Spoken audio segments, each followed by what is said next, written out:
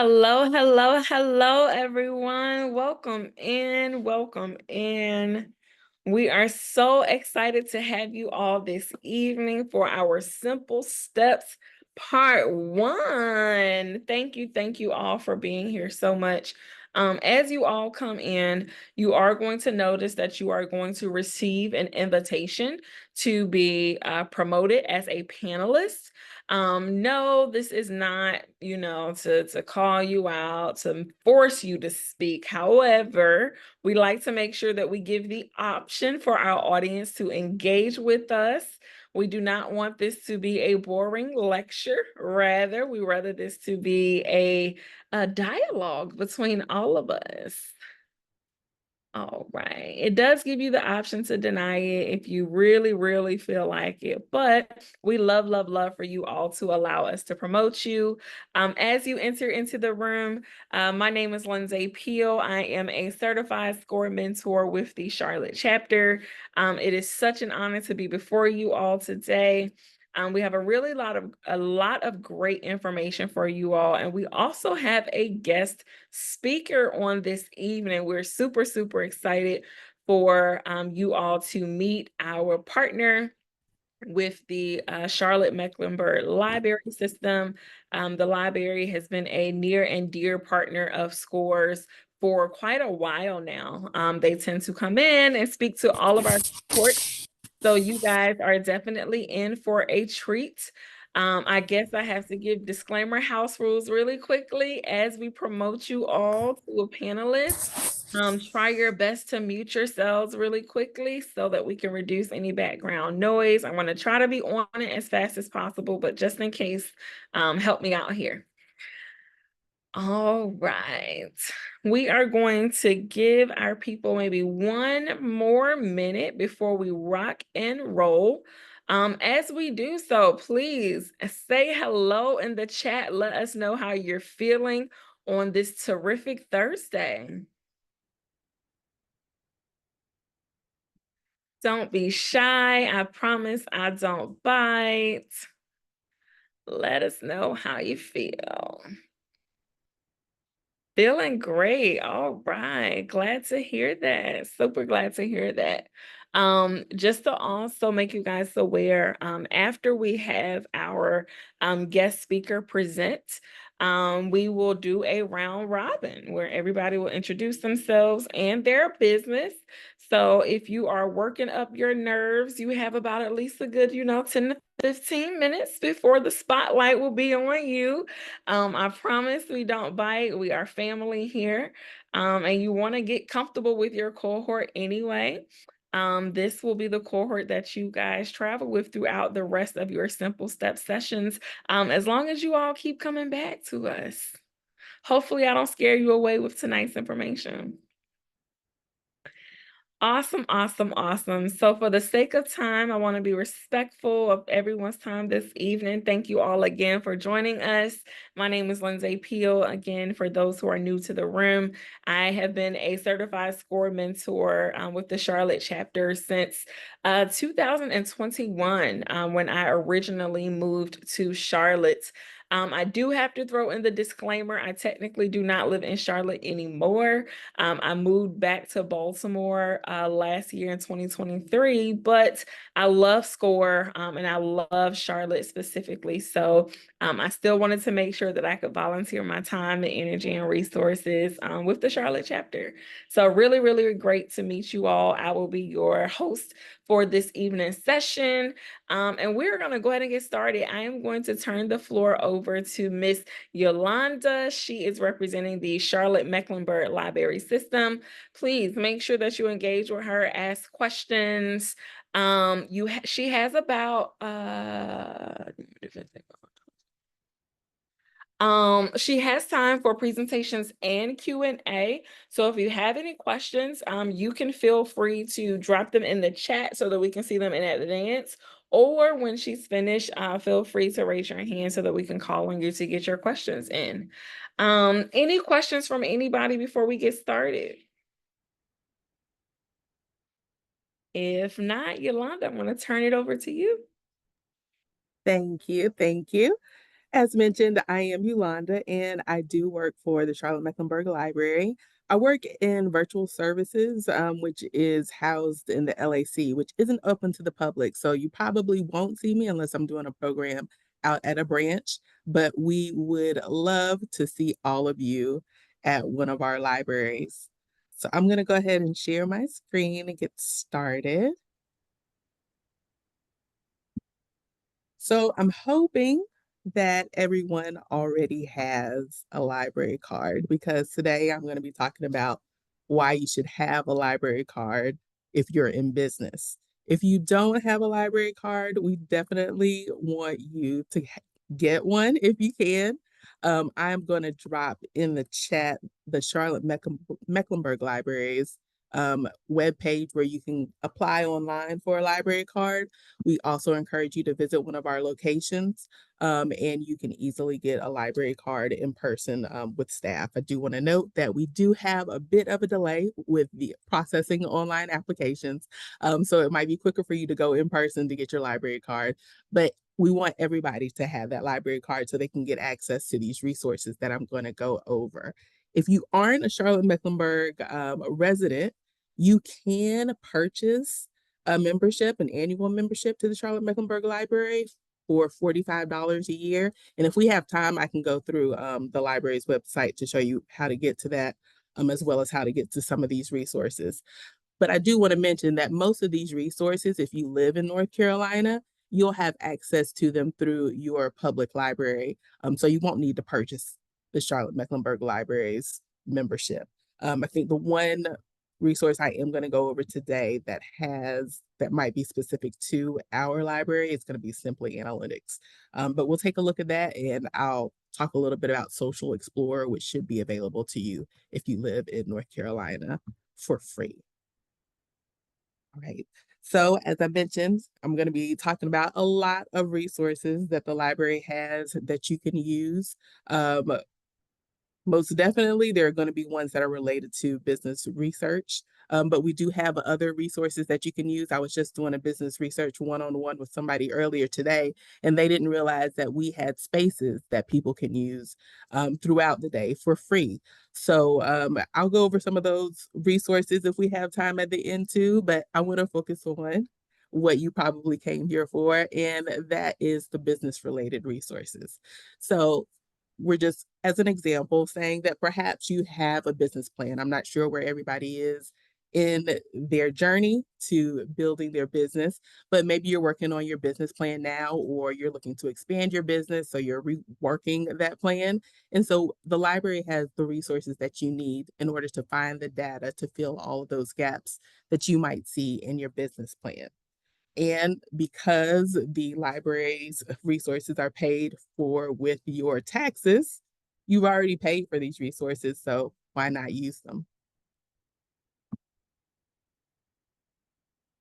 And I know everybody probably has their own niche business that they're doing. We can't look at everybody's business today. So we're going to just use one example to kind of give you an idea of what you can access with your library card and the library's resources. So our example today is going to be a pet store. So if we were thinking about opening a pet supply store, you're going to need a lot of data to get that started. So just in general, does anyone in the audience have a pet?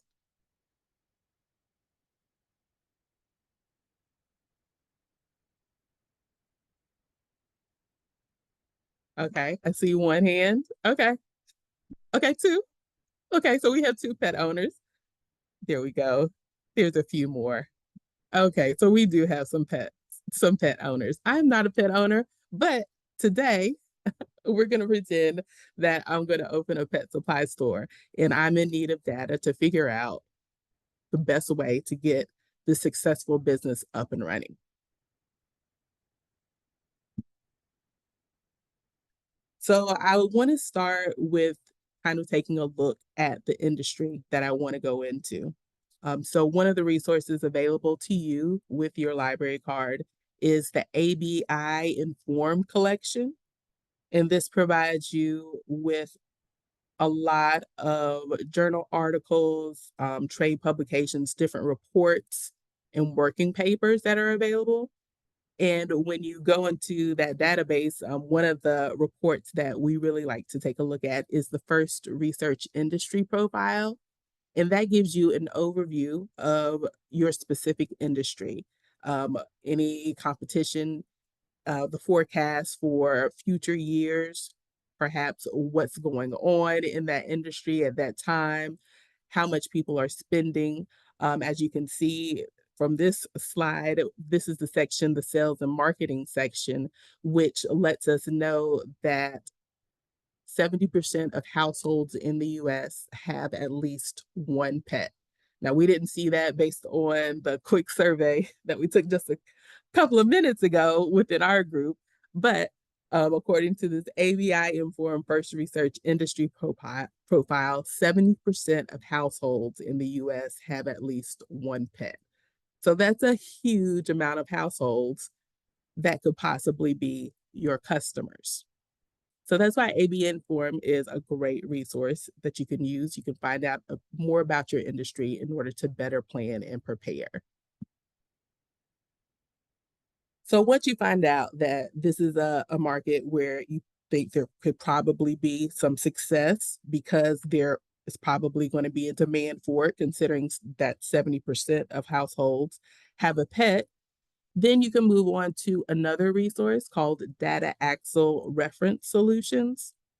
Data Axle is a great resource because it has a lot of business information in it, and it has information about businesses' sales, their employees, their size, right? Any expenditures that they might make.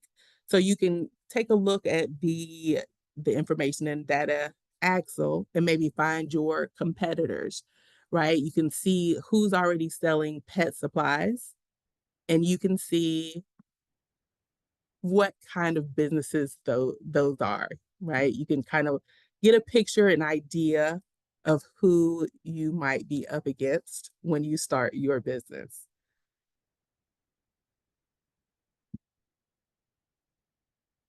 So once you find a list of your competitors in Data Axle, it also provides you with a heat map so you can see visually where all of these competitors might be.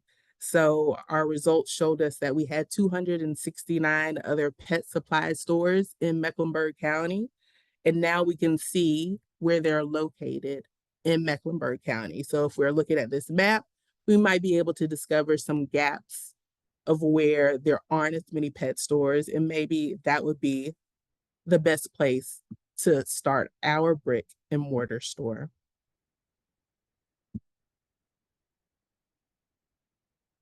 So the Data Axle Reference Solutions is great for that information for competitors.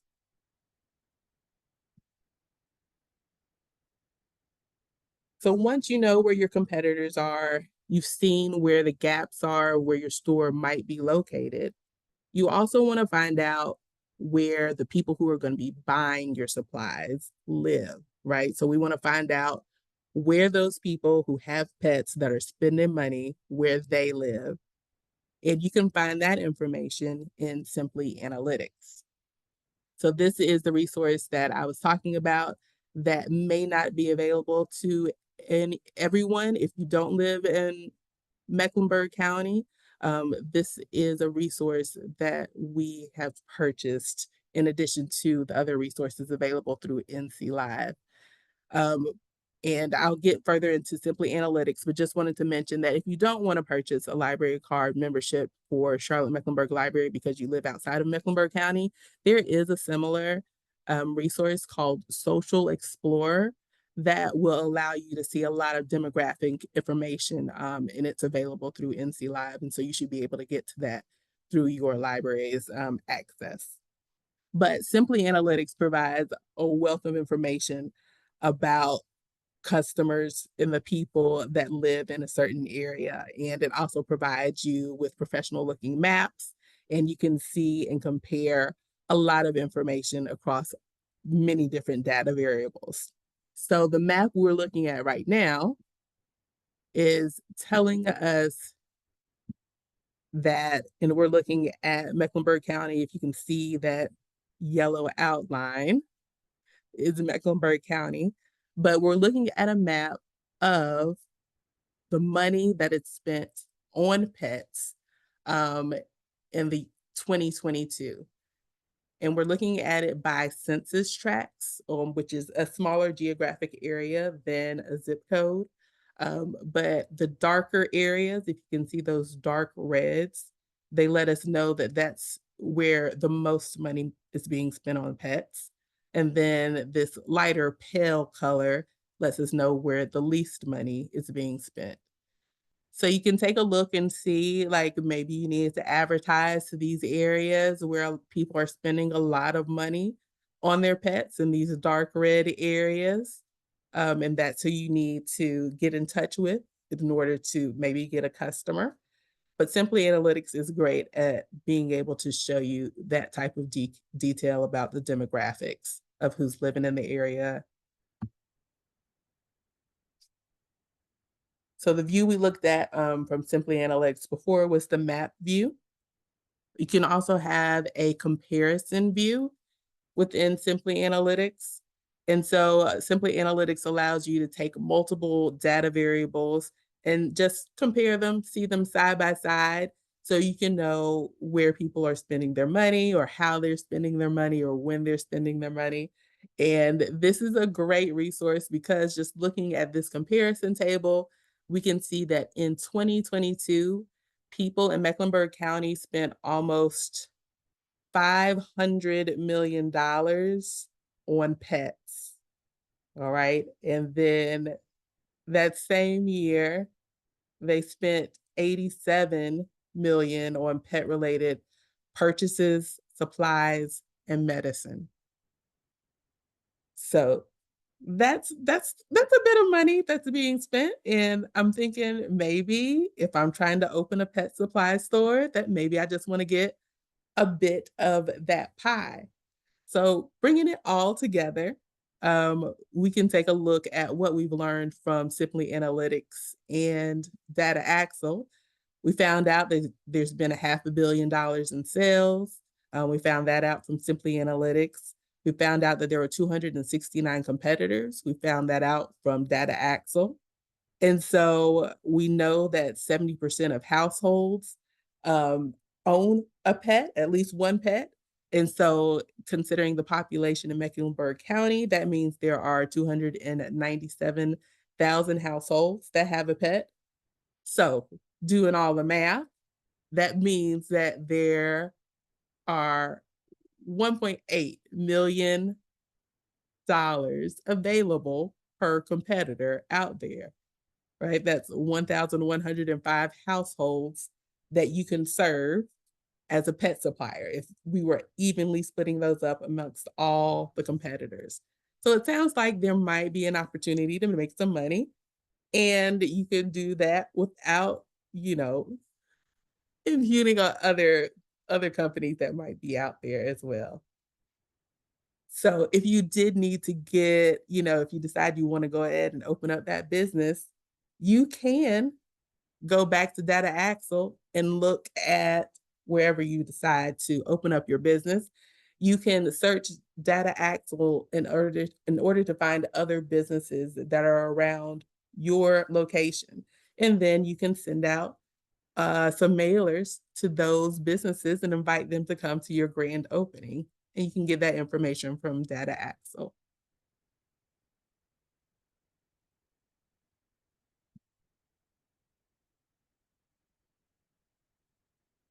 So once again, pulling in that information together with Simply Analytics and Data Axle, we're able to figure out where people are spending a lot of money, but there's low competition or there's not a lot of pet supply stores. Remember, so on the left, we're seeing Simply Analytics, and we have zoomed in on one census tract that was a darker red. That's where they're spending a lot of money.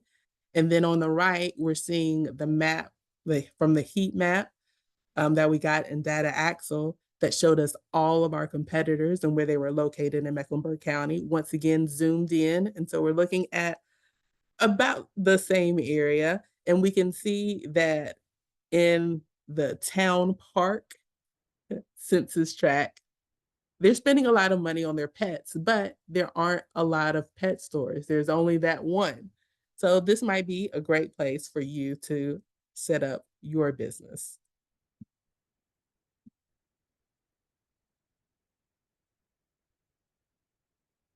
And then quickly, just want to go back to simply analytics.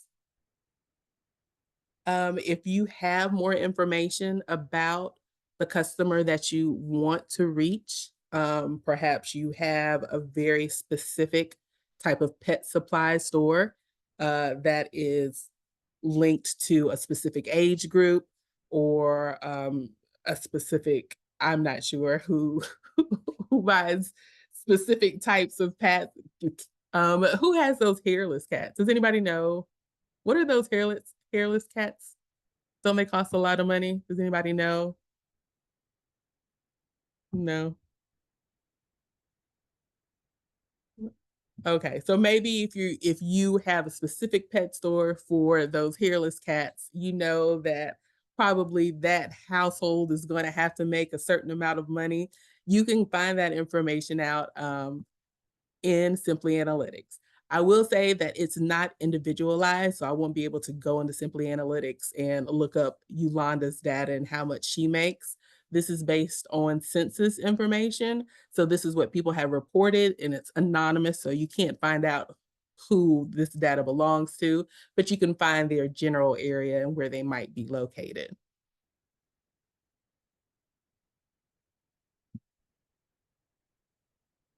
Okay.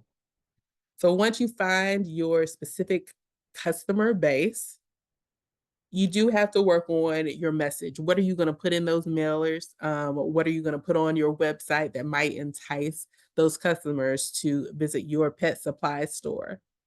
So one way you can find out information or what to say is by using the resources found in Masterfile Premier. It's a great resource for journals, magazines.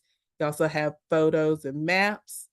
So you'll have access to Consumer Reports, Good Housekeeping, Harper's Bazaar, and all of those different trade and scholarly publications.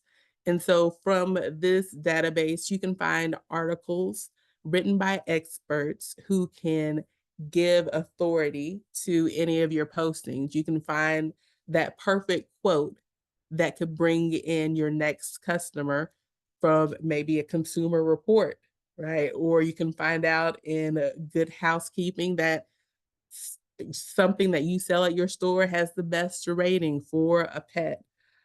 So using these articles that are written by experts can help elevate any of the postings that you might want to put on social media or any excerpts that you want to add to your website in order to convince customers that what you're selling is the best choice for them and their household. You probably also want to keep up to date with local news and what's going on around your city. With your library card, you have access to local newspapers, including the Charlotte Observer and Charlotte Business Journal, as well as the Charlotte Post. You actually have access to a lot of newspapers using your library card, including the New York Times Digital and the Wall Street Journal is available with your library card as well. So if you need news that's going on locally, nationally, or even internationally, your library card can provide you with that information. Now, beyond getting that market research for your business plan, you also have access to resources that can help you learn and stay up to date with what's going on in your industry as a professional. And so you have online courses available through our resources like LinkedIn Learning, previously called lynda.com. You also have the Universal Class, and both of these resources provide certificates. So they are great places to start if you want to learn more about marketing, entrepreneurship, bookkeeping, management, sales, and more. And then if you're just trying to connect and network with others in your industry or reaching those customers, if you think that they're part of an association or a group, there is a resource from the Gale Directory Library called the Encyclopedia of Associations.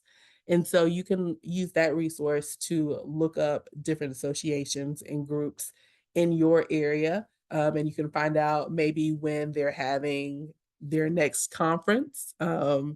Perhaps if you're looking for pet supplies, maybe they have some type of conference where you can go and see what everybody's selling, the new things that are out there.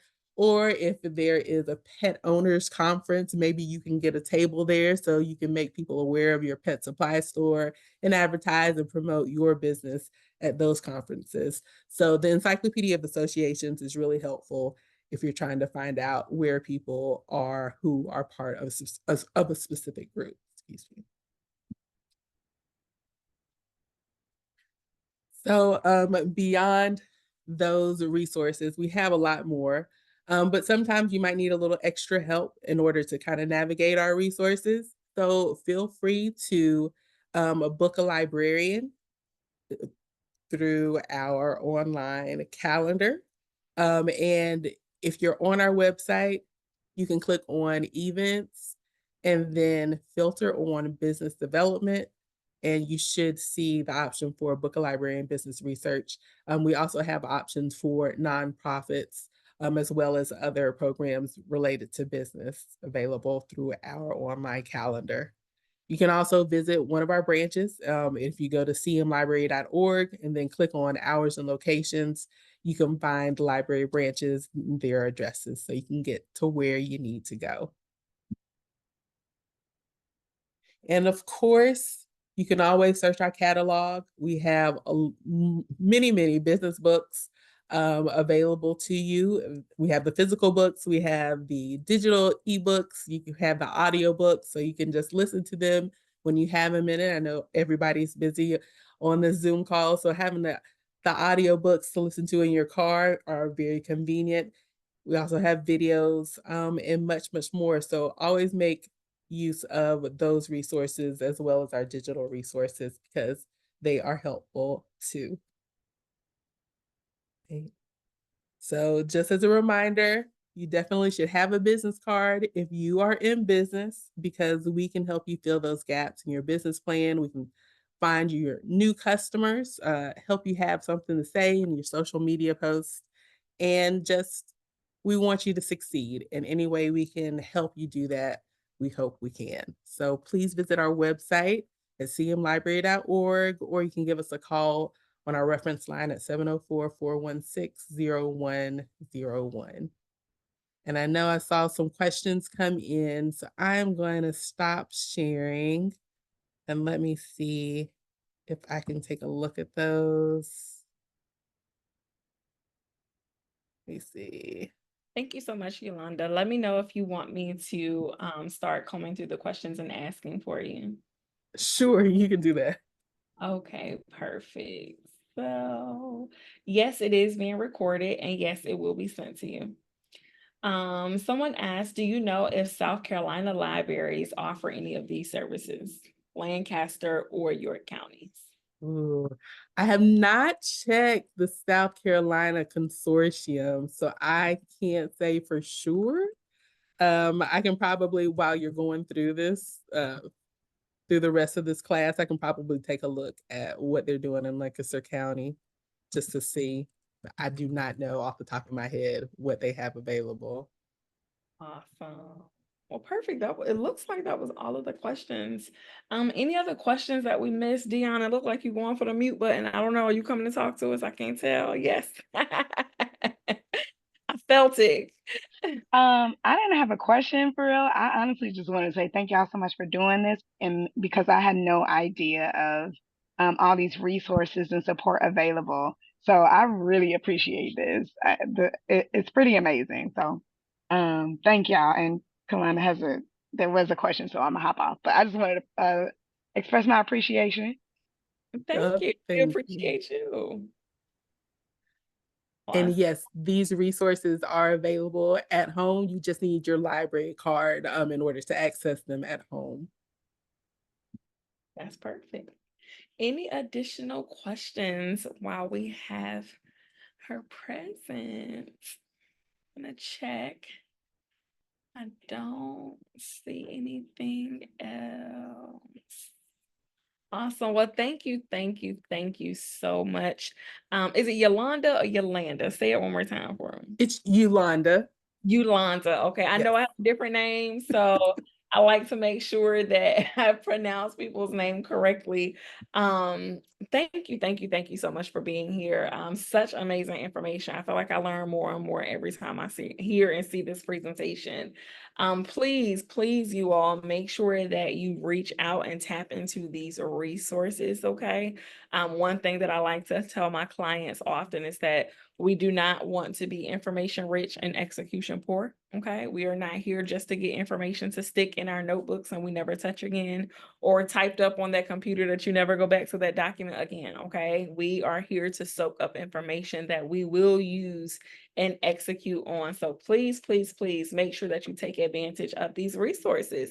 Awesome. So we're going to jump into the rest of our presentation. I am going to share my screen. It's a lot of information, so I'm going to try to get through it as best as possible. I also want to make sure that we have time to observe any questions that you all have. So please make sure that you put either your questions in the chat or you raise your hand and communicate with me so that I can take good care of you. Awesome. Can somebody give me a thumbs up if you see my screen? Simple steps for starting your business. Fantastic. Again, my name is Lindsay Peel, certified SCORE mentor since 2021. Just to give you all a little bit about my background, I am a dualpreneur in the financial services industry. So my background is in banking. I spent a number of years within the retail banking space, working in every role between a teller and a branch manager, transitioned into full-time entrepreneurship, where I started my financial consulting firm specifically for entrepreneurs from mostly marginalized communities, where we focus on both personal and business finance. We have 5 primary areas that we focus on is class, creditworthiness, long-term wealth, asset protection, strategic banking relationships, and strategic asset accumulation. Last year, I jumped back into the workforce as well. So I do manage my business and work full-time for an international microlending nonprofit organization called Kiva, Kiva. We offer 0% interest loans up to $15,000 to entrepreneurs who typically have challenges with accessing traditional capital through your banking institutions. So on all sides of my life, I try to make sure that I am supporting and pouring to the small business community. I grew up on the back of a small business. My father's a plumber. My mom has been running that business for over 20 years, and they had me after 40. So they started that business at almost 50. So I let everyone know that as long as you have breath in your body, you can do it. Okay. You just have to be consistent. You have to be willing. You have to be disciplined. You have to be a risk taker. Okay. As an entrepreneur in general, we all take risks every single day, but you have to be a different type of risk taker when you actually want your business to be successful. So this presentation today is to really just kind of walk you into those introductory steps of starting your business. We are going to make sure that we get through the information as much as possible. You all will receive the recording. So let's rock in. For some of you, if this is your first time experiencing SCORE, welcome. We're so glad to have you. As you all probably may know, SCORE is a complimentary resource to entrepreneurs all across the country. We have SCORE volunteers and mentors all across the United States.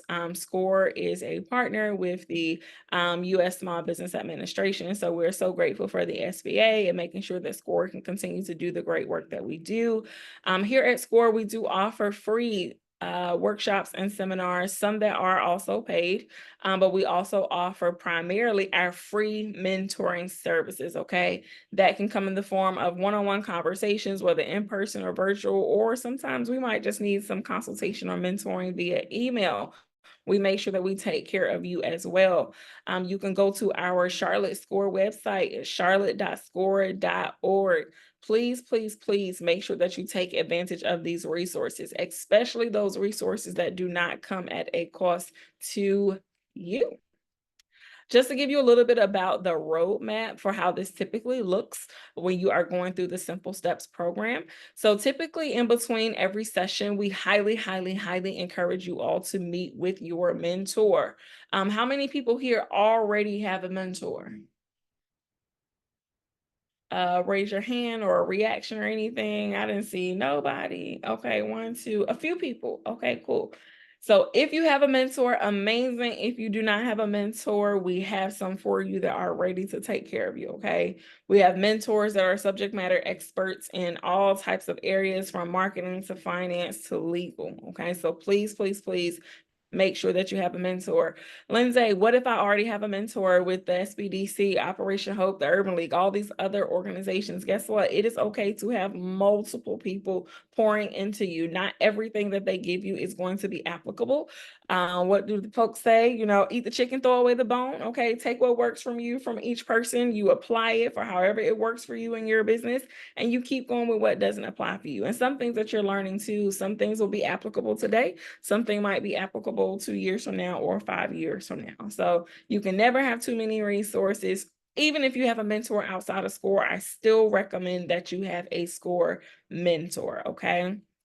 If you have any questions about how to get a mentor, definitely let us know how we can support you. But if you go to our website, there's also a space where you can see the list of mentors within each of our chapters, and you can actually request that within your intake requests, okay? Our intake team does honor that as long as the mentors are still active and as long as they are accepting clients at this time. That is also super important.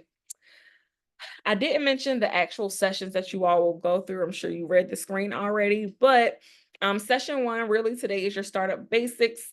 Your second session will be on business concepts. Your third one will be creating your marketing plan. Session 4 is financial matters, and session 5 is funding options, okay, which is really, really important. I know we all want to know, how do we get funding to either start or grow these businesses? So make sure, if you're not already registered for the remaining sessions, that you do so. Are you ready? I hope so. So a couple of things you'll learn today. We'll talk a little bit about myths and realities of entrepreneurship, critical success factors, components of business ownership, making it legal, business plans, self-assessments, and some next steps. If there is, I see a hand already. Oh, it went down real quick. I don't know if you meant to. Yes. And please help me pronounce it. Is it Sharon? Sharon? Feel free to come off mute and talk to me.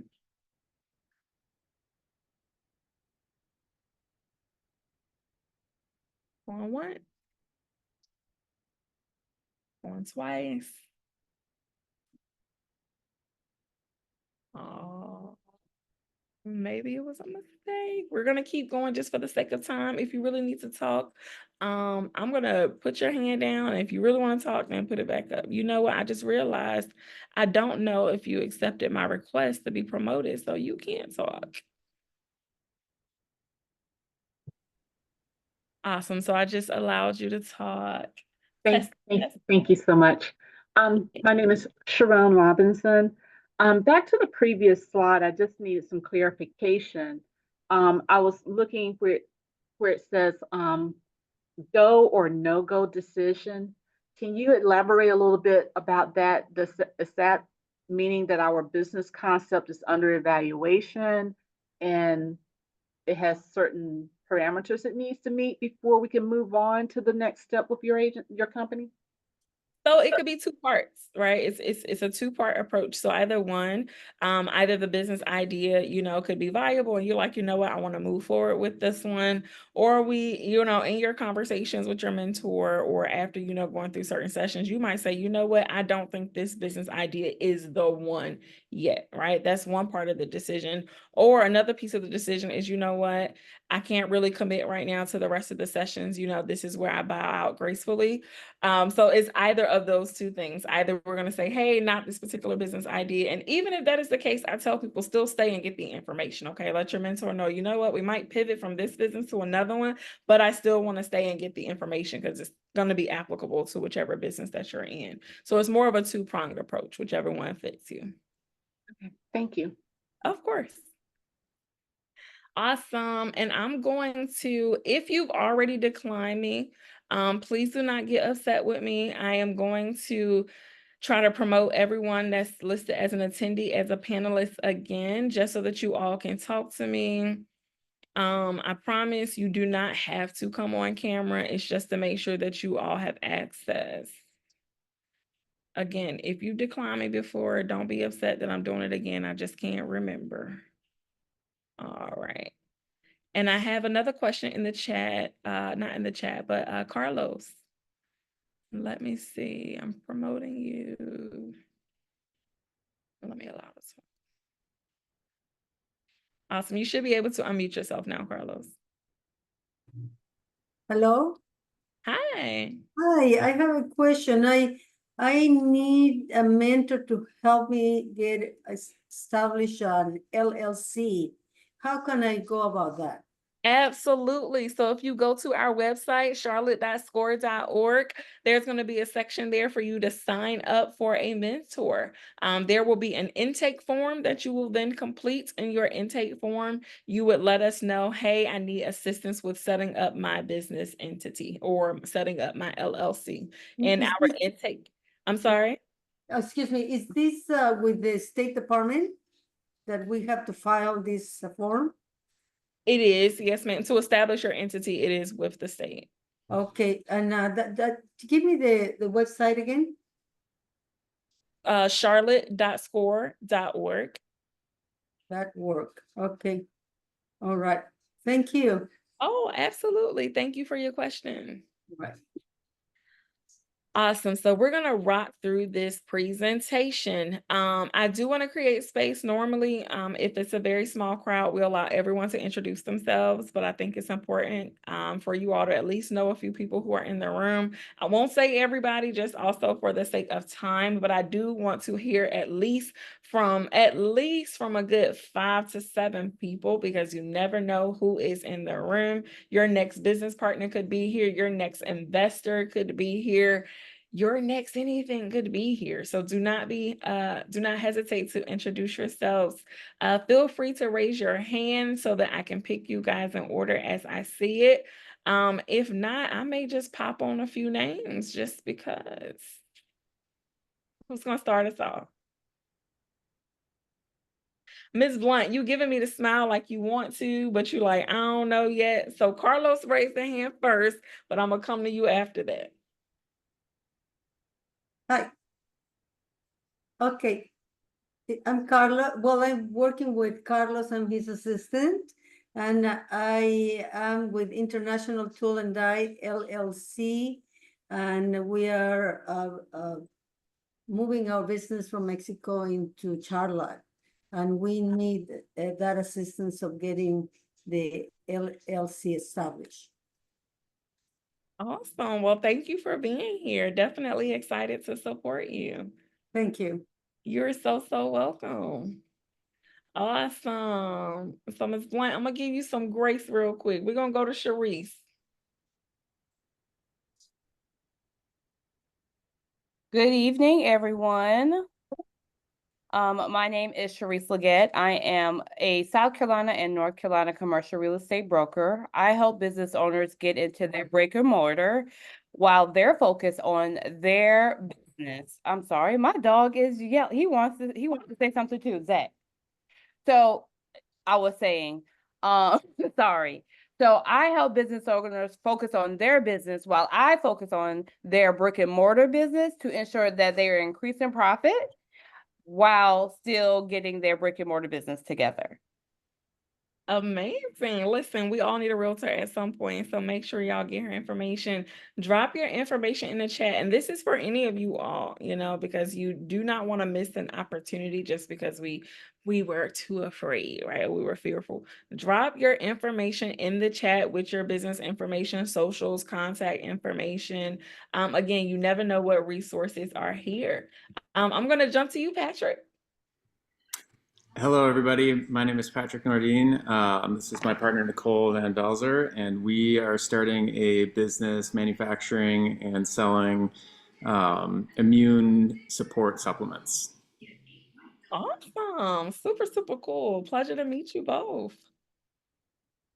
Ms. Blunt, you ready? I guess I'm ready. I will start by saying y'all have all your things mapped out. I'm at the very, very early stages. Still kind of doing some tinkering with how exactly I want to implement, no problem. Okay. How I want to implement my services. So I'm thinking about like employee development, professional development services, for employees within different organizations. And so, like I said, very, very new. And I'm hoping to kind of learn today with this call and the next few classes how to pull the trigger on that in a feasible and viable way. Yeah, just kind of map out a more specific plan forward. I've got a lot of between like an undergrad and a master's, and then I work for a consulting organization now, so I can kind of see how like I'm in the weeds and the backbones of it. So it's been doing. Sorry, I'm rambling, but yes, professional employee development. Wrap all that up. Thank you. Well, definitely welcome. You actually are ahead of the game. You get to get some of this information before you get started, which is even more valuable. Really, really great job. I saw, all right, Mr. Glenn. Oh, hi, I'm Glenn Melvin. I've been a successful entrepreneur for many years, and I'm going through the certification process, more mentoring for the Charlotte chapter. So excited about that, and been listening to a lot of the startups and so forth. So if there's anything I can do in terms of advice, I'd be happy to do so.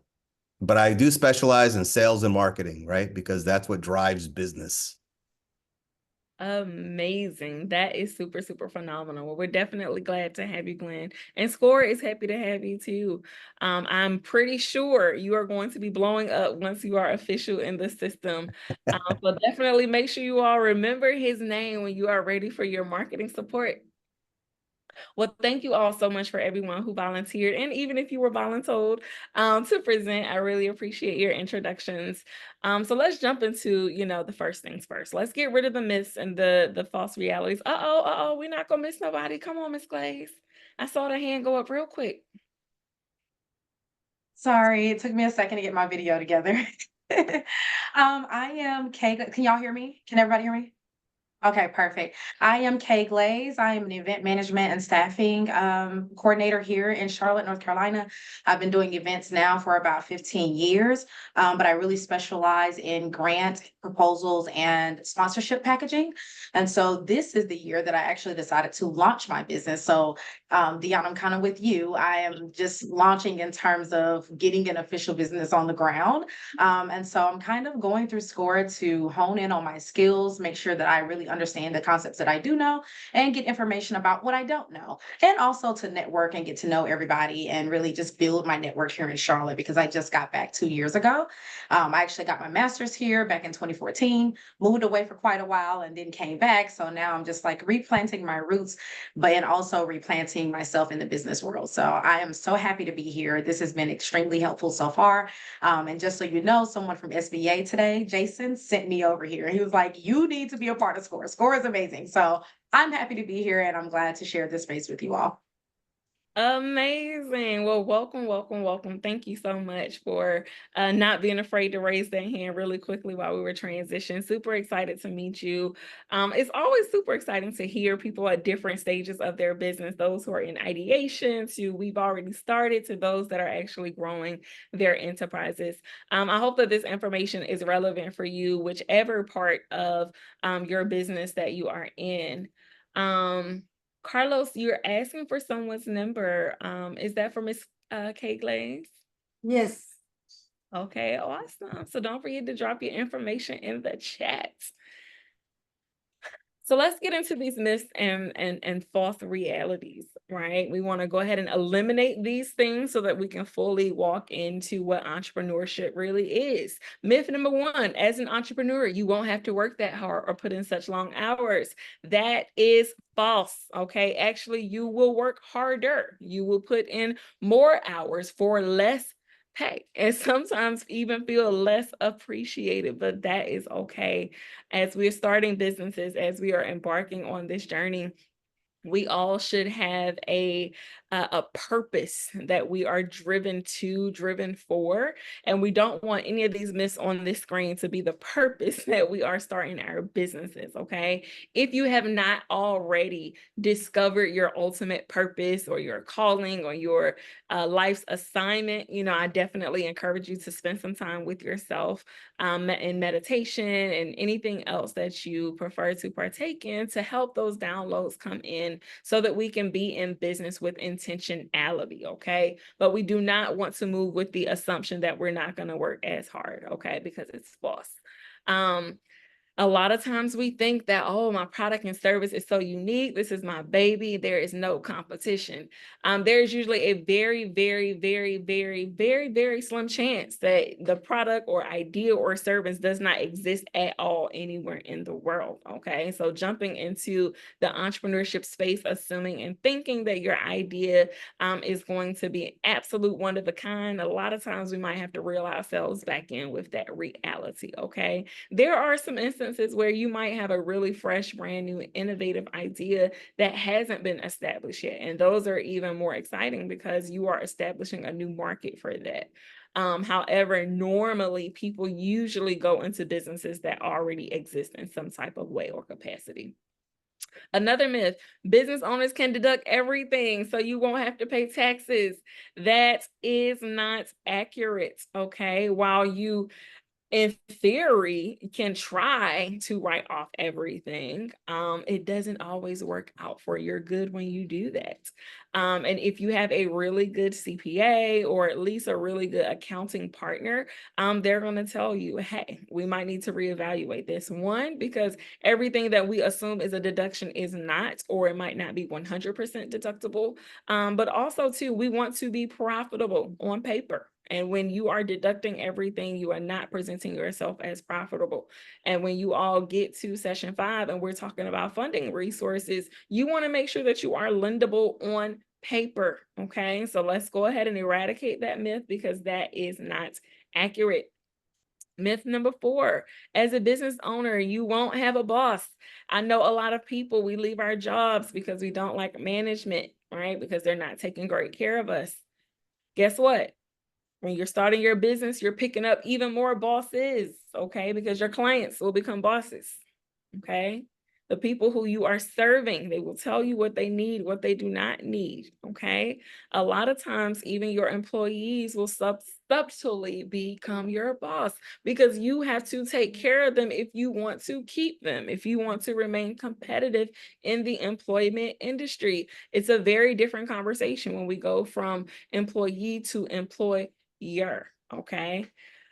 My nonprofit people, you know that you will have a board of directors, okay? Your board of directors are technically, that's your boss, right? They're there to help guide you in building this organization. Even if you are the founder of that nonprofit, this is my baby, I'm just getting started. Guess what? When you have that board of directors, by technicality, they are there to guide and instruct and to govern that business. So you will technically have a boss. They might not have the title of a boss, but they will be there. And a lot of times, if you do not listen to them, if you do not bend to what your clients need, a lot of times you may or may not be successful. You have to listen to somebody in this thing.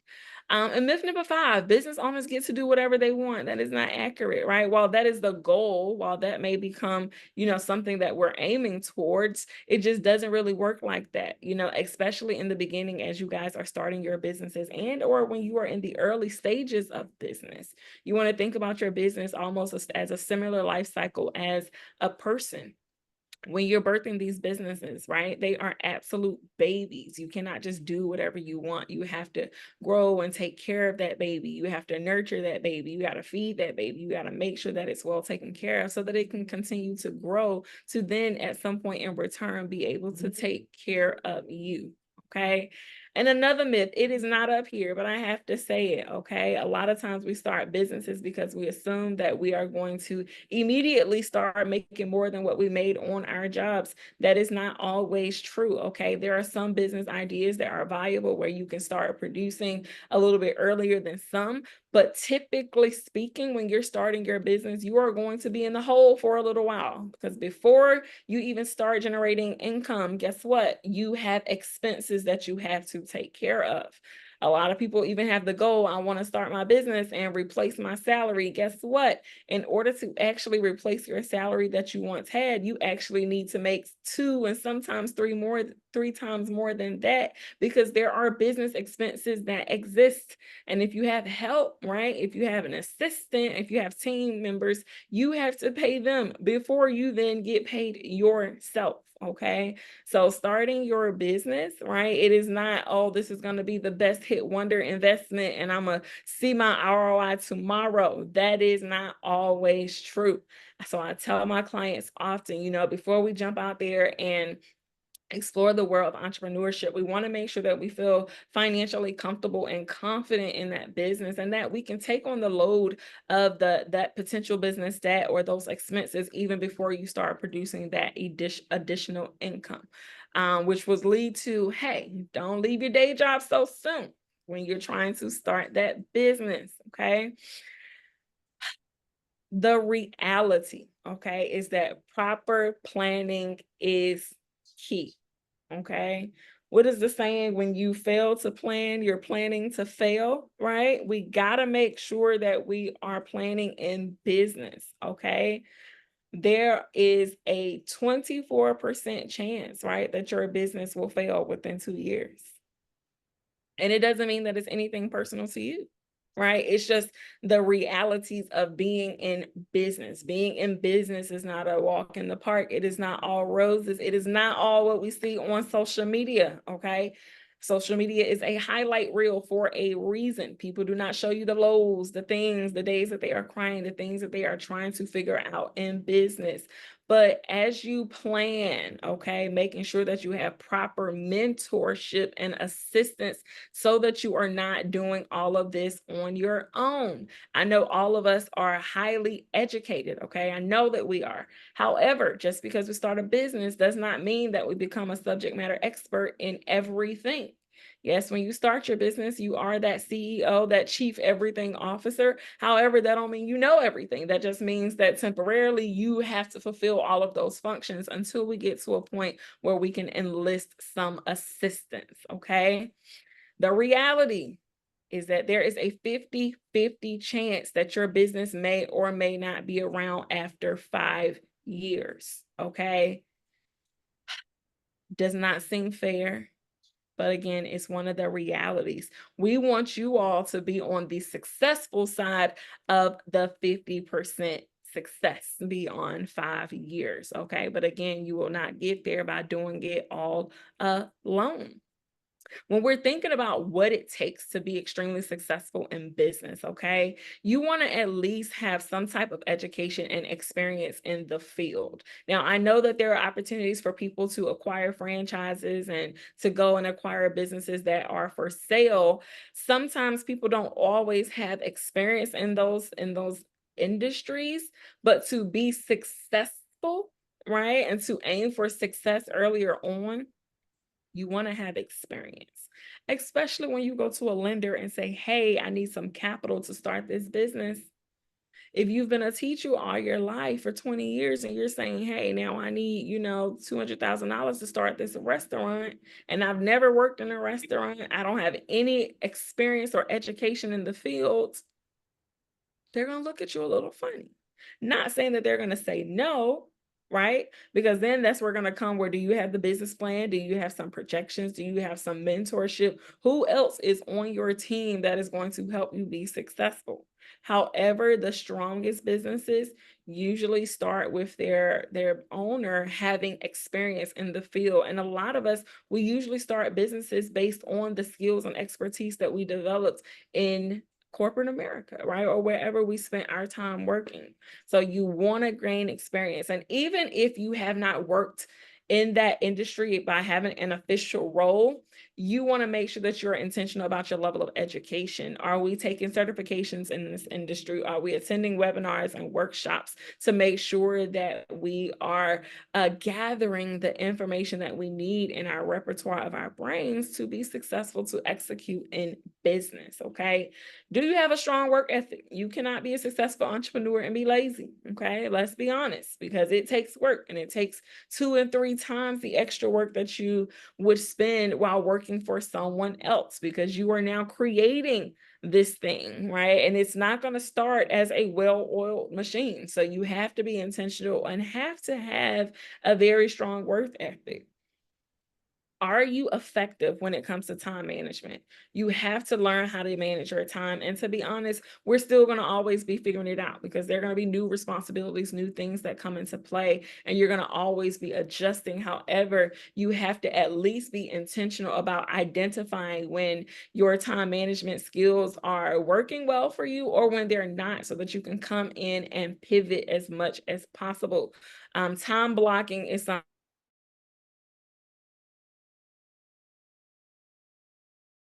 activities or things that you need to do, or the beginning of your day, starting with your top 3. What are the top 3 things I want to make sure that I get done today? And then balancing the rest of your time according to your other priorities. Okay.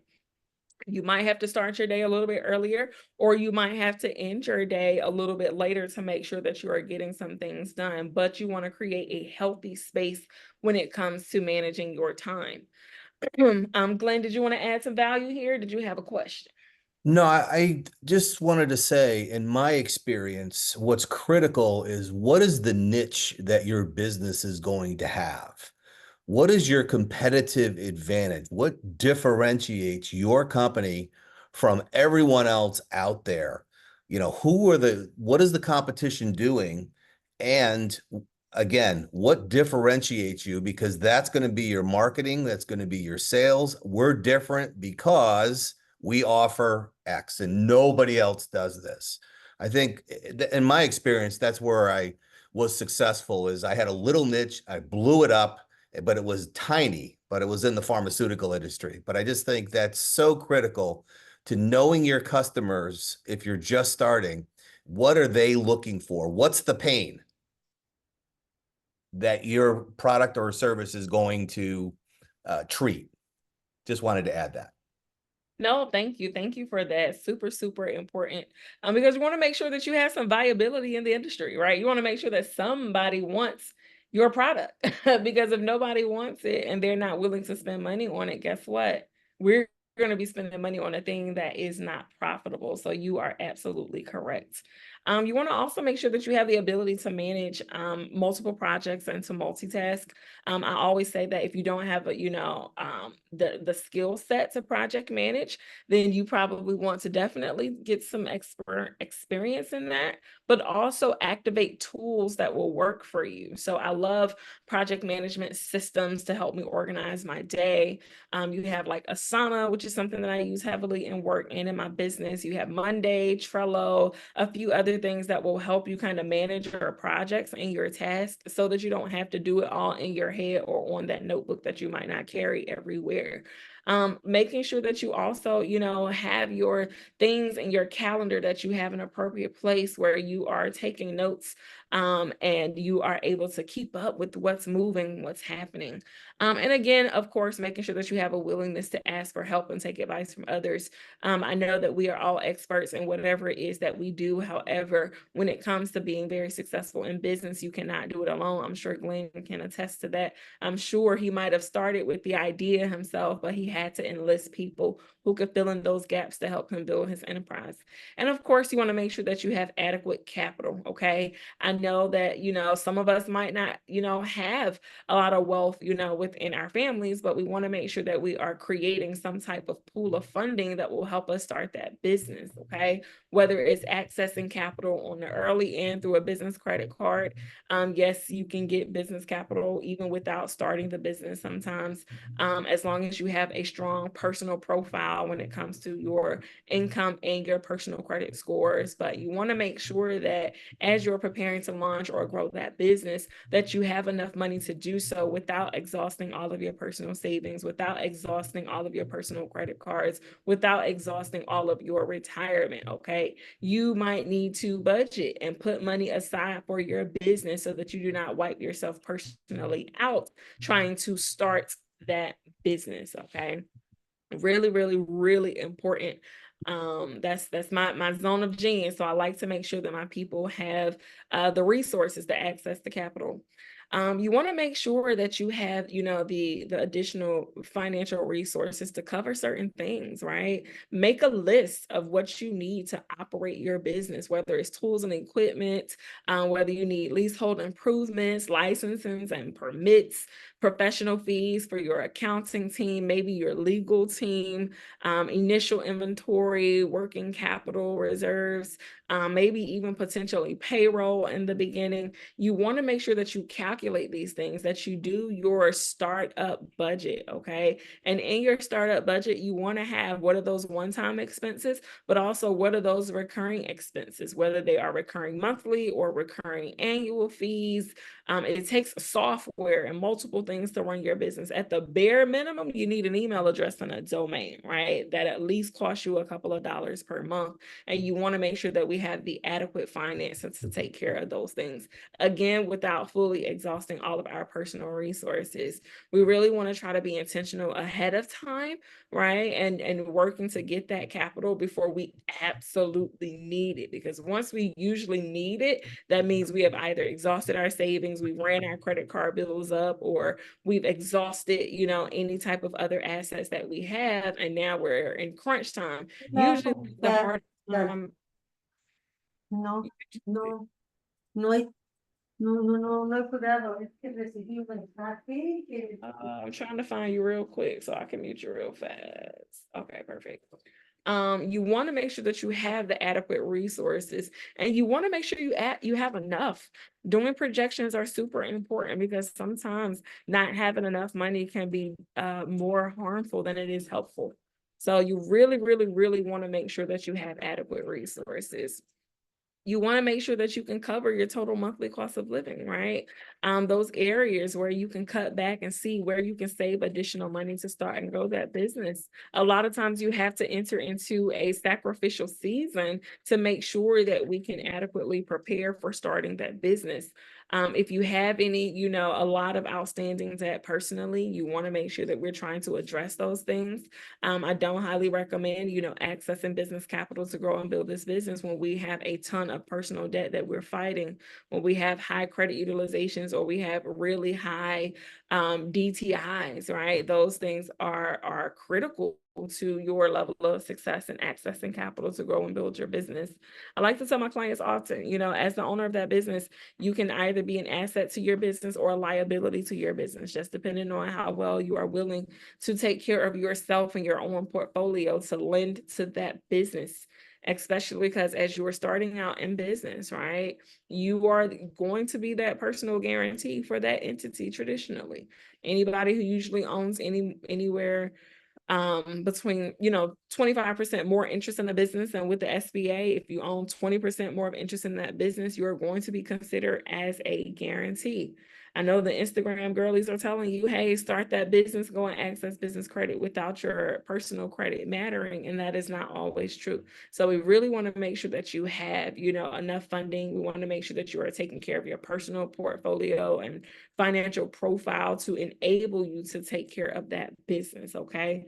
When you're looking at yourself in that business, you almost want to look at it as a married couple. While technically y'all are separate, you're two different entities on paper. However, what one does directly impacts the next. What you do it personally directly impacts your business, and vice versa. Your business directly impacts you. So you want to make sure that you are covering your bases, okay? I know it says you want to have at least, 6 to 12 months of expenses. Sometimes that can be difficult, but at the bare minimum, you at least want to have 3 months. And really, you want to do, an analysis to see how long is it going to take you to start producing revenue.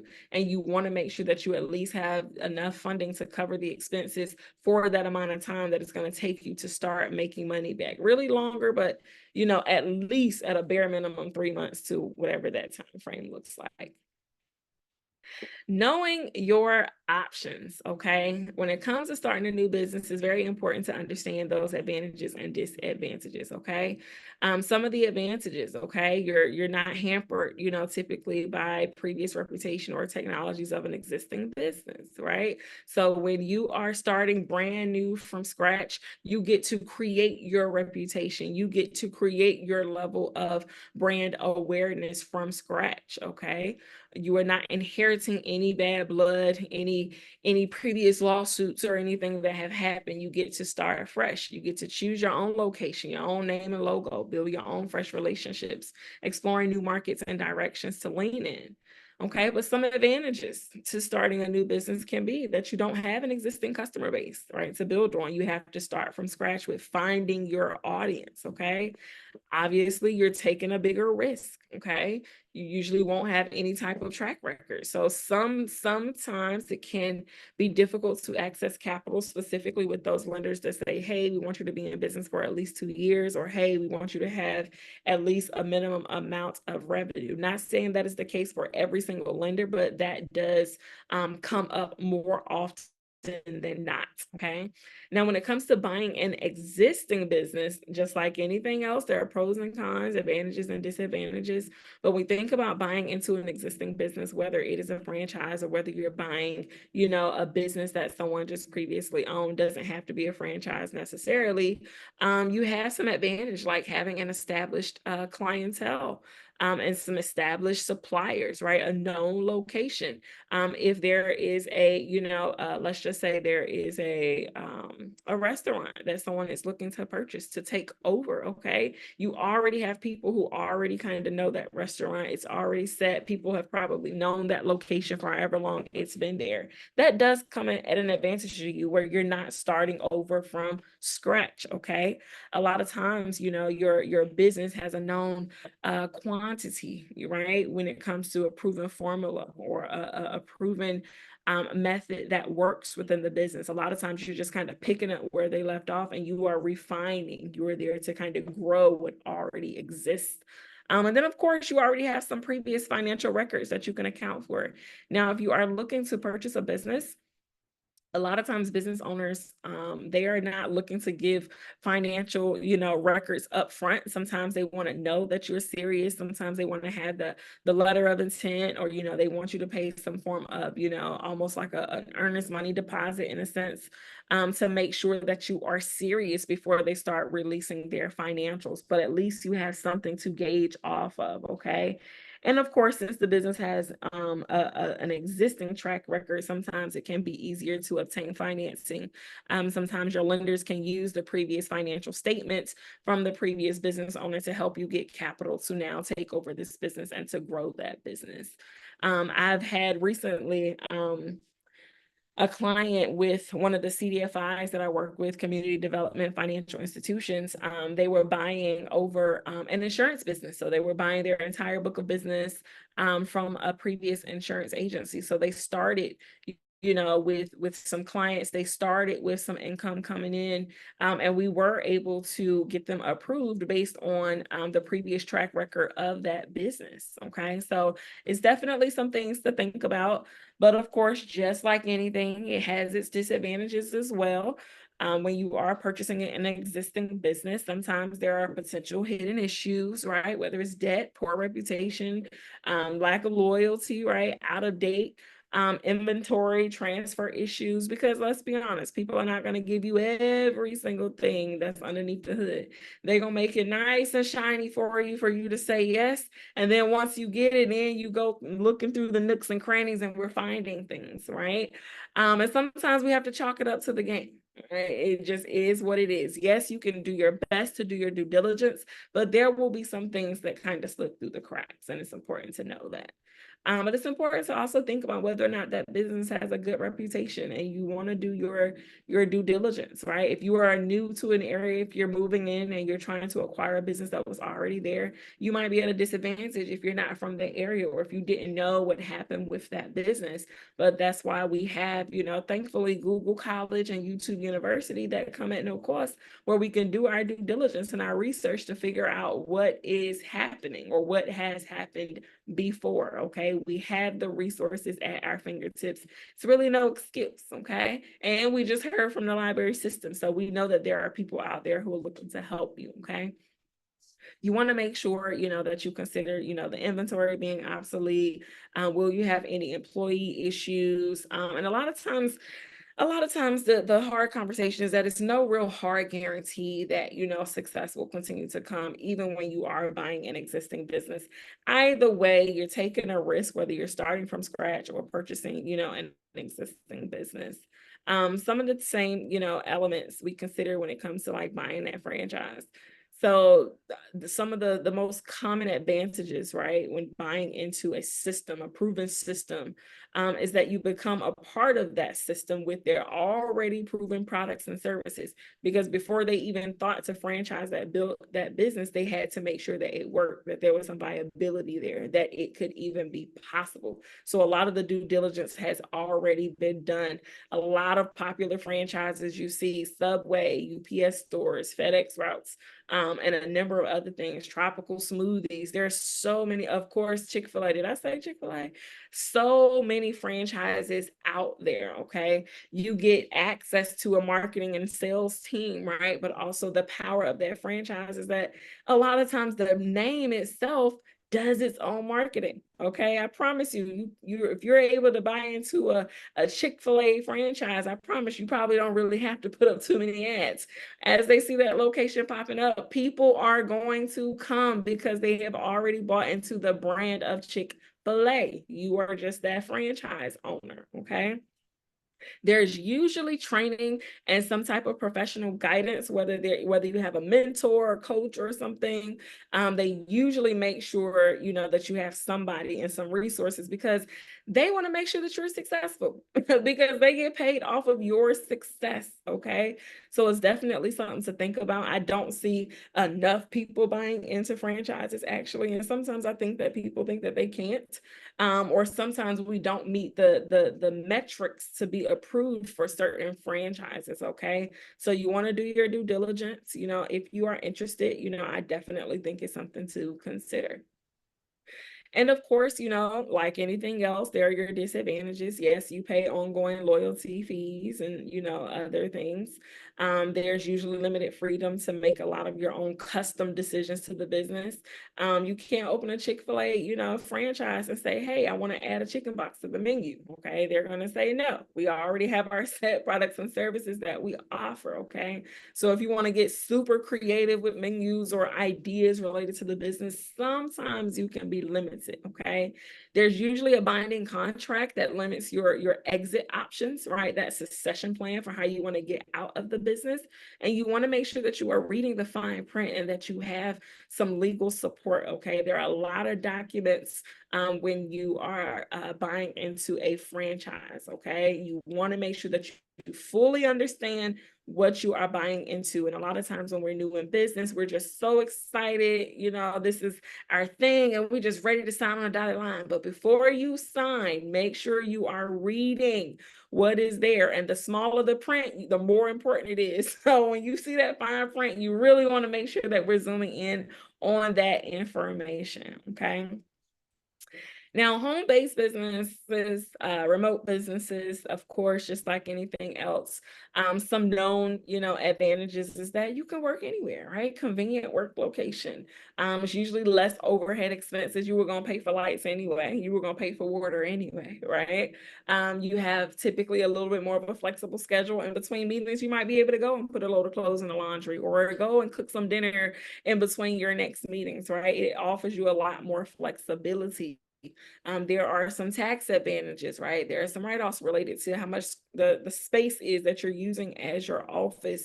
And of course, you can hire people anywhere in the US or the world, really, to work within your business. My team members are all over. My assistant is in the Philippines, but I have, an operations manager who is, local to me within 30 to 45 minutes. So it really does offer you some flexibility, but of course you want to make sure that, again, due diligence, due diligence, due diligence. I'll say it 50 more times today because you want to make sure that you are doing your part before saying yes to anything, okay?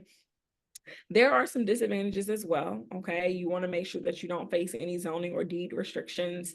Sometimes they will say, hey, you're not allowed to operate a commercial business outside of your home. You just want to make sure that you have a full understanding of your covenants, of your insurance policies, okay? Making sure that you're not putting yourself at risk. Sometimes you can feel isolated. It can get a little lonely when you're working from home all the time. Sometimes it can be difficult finding financing. And even if you get approvals, right, sometimes they limit how much they approve you for based on the address that you use. I like to tell people often, especially as you're preparing, for funding, is that even if you are a home-based business, I typically recommend using a different address. So having a commercial address, whether it's at, a local co-working space that offers mail services or a Regis or, somewhere where we can have a different address for a few reasons, right? Because as lenders, when they are underwriting your loans, they are typing in that business address and seeing where it is located, okay? Not necessarily saying that, it's completely frowned upon to be operating out of your home. They know that we have a lot of home-based businesses, but a lot of times they want to see that you're using a different address, a more professional address for yourself. You can still get approvals, but sometimes it limits how much you get approved for. And then, of course, family distractions, especially for my parents. I know that you all be hard at work on the business, and then we have the little ones coming to tap you on a knee, you want to have conversation while you're in the middle of the meeting. There's so many things that are there. But again, it's also, a really great option. You just have to consider everything, good, bad, ugly, and indifferent. With nonprofits, okay, there are some advantages, right? You may qualify for more government and foundation grants, okay? Yes, a lot of for-profit businesses are getting a lot of grants, especially since the COVID era. However, typically nonprofits are usually the most common organizations that funders are looking to provide grants to. Okay. There is protection offered for, liability with directors and employees. Yes, you can pay salaries to employees and consulting fees for contractors, et cetera, which some of these things also apply to other businesses. The most popular, right, advantage that's not necessarily here, but is the tax exempt status that you get to take advantage of as a nonprofit organization. And I think it's important to know too that there are so many different nonprofits. A lot of times we just get used to hearing 501c3, but there are different ones out there, 501c6 and 8 and a whole bunch of other stuff for different types of organizations. But again, due diligence. Of course, you want to consider your disadvantages, right? You got to focus on usually some type of charitable cause, or it has to be a social enterprise or community focus, right? Especially when we know that we want to depend on, grant and foundation dollars. However, it's important to know too that when you start a nonprofit, you're not just in business not to make any money, right? You can also have fee for service things that you and your nonprofit offers to people. I know nonprofits who get paid for consulting and other things that they offer. It just depends on your model and your strategy, okay? Another disadvantage is that, all profits remain within the organization. Even as the executive director, that founder, you go out here and raise $1 million, guess what? That $1 million belongs to that organization, okay? And that board of directors is going to tell you how they want you to spend that $1 million, okay? And of course, you must apply and actually qualify for the 501c3 status to make sure that we have that sales exemption. Online businesses, a couple of these things have already been mentioned, but there are some lower cost advantages. You get to grow your consumer acceptance, via online, expanded geographic reach. A lot of businesses really boomed during the COVID area because we were all at home and spending money all over the place. So when you created that online business, that e-commerce became super, super, super popular. And it really allowed us to really connect with people from all across the world to engage with our products and services. Of course, it's convenient for people to access you, right? When they can shop 24/7, when you can make money in your sleep, such a beautiful thing. And of course, there's flexibility there for you to do business kind of anytime, anywhere. Disadvantages, it might be, a lot more competition, lower barriers to entry. I met a lot of people, especially during COVID, who was, yep, I'm about to start my Amazon storefront, or all of the things that they were looking to do, okay? Half of them are not here anymore, right? However, there is a lot of competition out there. Usually consumers also have, higher expectations and are sometimes less tolerant, when they have issues. They want their money back now, they want their refund now. This didn't fit, they got a problem now, and they want customer service to respond now, right? So it's important to make sure that we have automations and systems set up in place so that we can take care of those things.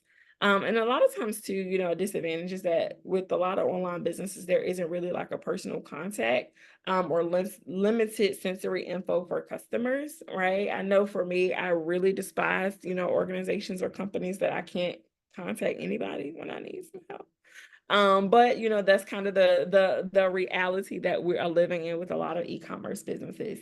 I do see my chat blowing up. I'm gonna come to y'all's questions in a moment. Let me try to scuff through some of this information really quickly. A couple of components of really kind of owning your business, okay? I mentioned earlier, you are going to be the chief everything officer, okay? You're going to start out being the everything. You're going to be your own administrator typically, right? You're going to be trying to do your own books, trying to do your bookkeeping. You're going to get frustrated with QuickBooks, but you're going to wear that hat until you find somebody who can come in and that you trust, right? Who you can count on to help you build this business. You're going to be managing people with human resources, right? You're going to be trying to hire people on your own. You're going to be trying to develop your own marketing strategies and your social media posts and email newsletters. You are literally going to do it all, okay? But one thing that it is super important for you to know is that even as you're starting your business, you want to start thinking about what are those top priority roles that you would want to fill first. Because while you may start as that chief everything officer, it is not sustainable, right? We cannot remain as that because burnout is real, but also too, you just cannot do everything and we are not experts in everything. So we have to strategize, as funding comes in, what roles are we going to prioritize, right? And definitely, hopefully, from an administrative perspective, you definitely want someone to kind of help fulfill those things, those needs, and those things that you might not love all the time, right? I do not love data entry, okay? I do not love certain elements about my business, but what you do is you get those people who enjoy those things, where that is their zone of genius, right? That is what they do. You bring them in and they help you develop that business, that infrastructure when it comes to who is doing what within your organization. And ultimately, it's going to help you to be more successful when you are working with your clients, okay? You want to make sure that when you're thinking about marketing, right, you want to have strategies that you can use to effectively bring the right clients to you. Okay, you want people to want to spend money to you, right? Glenn mentioned you want to know your audience, but once you know them, you got to figure out, how do I market to them? Okay. How do I make sure that my language is appealing to them? Okay. How do I make sure that what I am putting out, right, it matches the image and the brand and the culture that you are looking to create within your company, and that it resonates to the people that you are looking to serve. Okay. Your product or service will not sell itself. You can think it's the best thing since sliced cheese, but if you're not telling people, if people don't know that this product or service exists, guess what? They cannot spend money on it. Okay, we might have the best thing and the shit sitting on the shelf because we don't necessarily know how to market ourselves. Glenn. All day, every day, 24/7, 365, drive revenue. I didn't do that, but I'm saying every day I relentlessly marketed, relentlessly sold. Had to, because it was revenue. I figured out, and this was in my startup. Everything else I figured out as I went, but I knew right away I have a limited runway, putting my own funds in. And that is just something that's so critically important. Who's going to buy? How quickly are you going to get paid? How much are you going to get paid? That's good. You have to sell. We gotta generate income. I meet a lot of introverts in business, and Lindsay, I don't want to speak. Lindsay, I don't want to have to talk to people. Lindsay, I don't want to have to sell people. Guess what? Guess what? Guess what? When you are in business, you have to sell your product and your service. And until you get to a certain point where you are big enough where you have a whole marketing department that handles that for you, guess what? Hello, you're the marketing department. So we got to make sure that we're putting things in place, making sure that we're having newsletters that are touching our clients. If you can, if you have the funding to have additional software and tools like text messaging. I know I get 100 text messages from a lot of these companies that I spend money on. They're getting our attention every day. Lindsay, I don't want to bother my people. Guess what? When it comes to marketing, they got to see you, they got to hear you, you got to be at the top of mind, because if not, a competitor can come in and now take that sale because we weren't present, we weren't in front of our clients. And it's important to know, especially while we're so consumed in the social media area, it's important to know where your clients are. So where do you need to market to them? Not everybody's client is on Instagram. Not everybody's client is on Facebook. Your client may be on LinkedIn.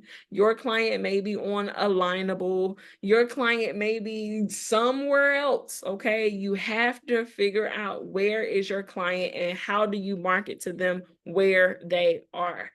Kay Glaze, our marketing expert.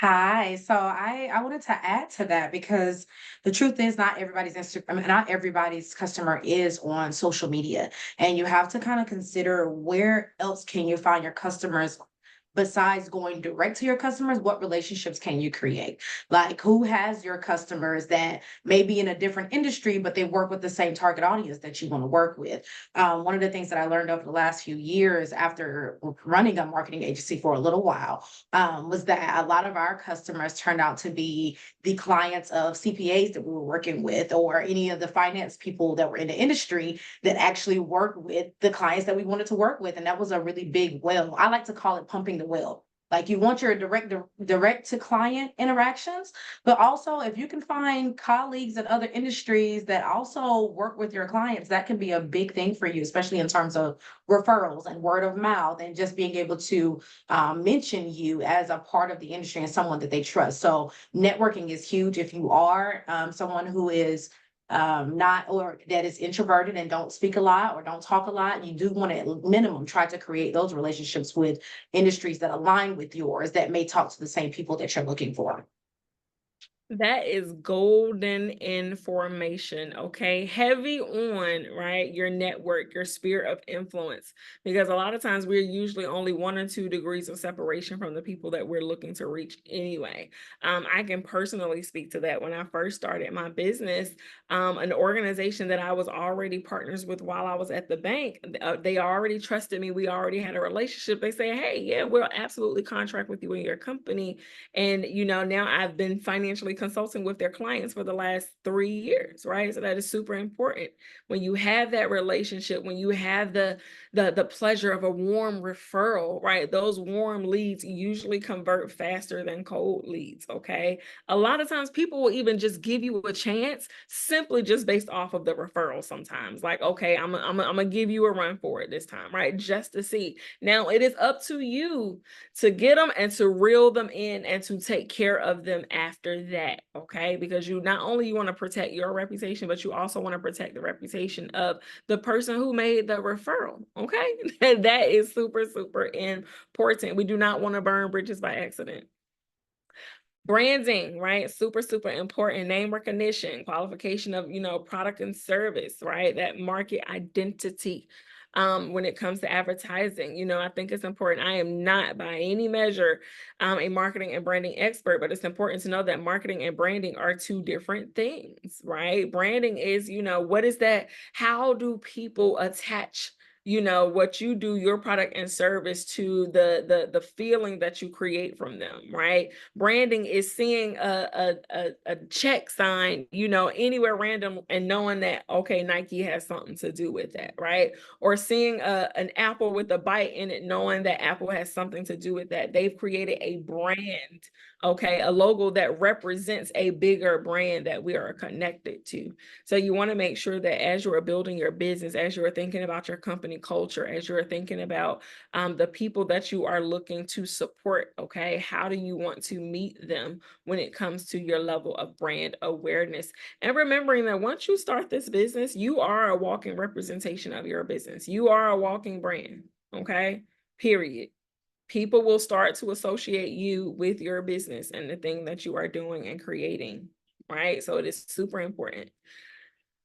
Glenn preached it, okay? I don't even really need to say too much here. Sales, sales, sales, sales, sales, okay? You want to make sure that you are not just contacting, but you are fully connecting with your clients and meeting them where they are, okay? You want to make sure that you are nurturing them. And not only do we want clients one time, right? We want repeat clients. So you want to take care of them and you want them to come back. And not only do you want them to come back, but you want them to give a referral, right? The best compliment is a referral that somebody can give you for your product and your service, okay? Make presentations, pitch decks, whatever you need to do, prepare your bids, close deals, process orders. Most importantly, sell, whatever it is. And stop trying to aim for perfection, because perfection does not exist. Sometimes analysis paralysis sneak up on us because we want things to be perfect. Ooh, this deck got to be this way before I have a conversation. No, it doesn't, right? We got to start.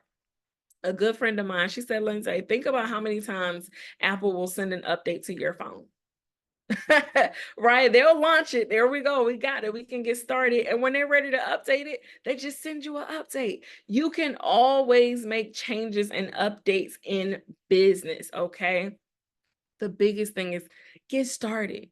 Get started and be confident in what it is that you are presenting to the marketplace, especially when you've done your due diligence to know that the marketplace needs whatever you are providing, okay? This comes to the hard conversation. You got to talk to yourself and you got to have some real talk with yourself. Do you have the skills to facilitate this business? Are you weak in any of those areas of business operation? Where are those gaps we need to fill, okay, so that we can source the perfect resources for us to help close some of those gaps, okay? Is it that you might need to take a course to improve your skills, right? Do we need a new certification? I don't always believe that you need degrees in everything, right? Sometimes we can just take a class, get a quick certification, brush up on those skills.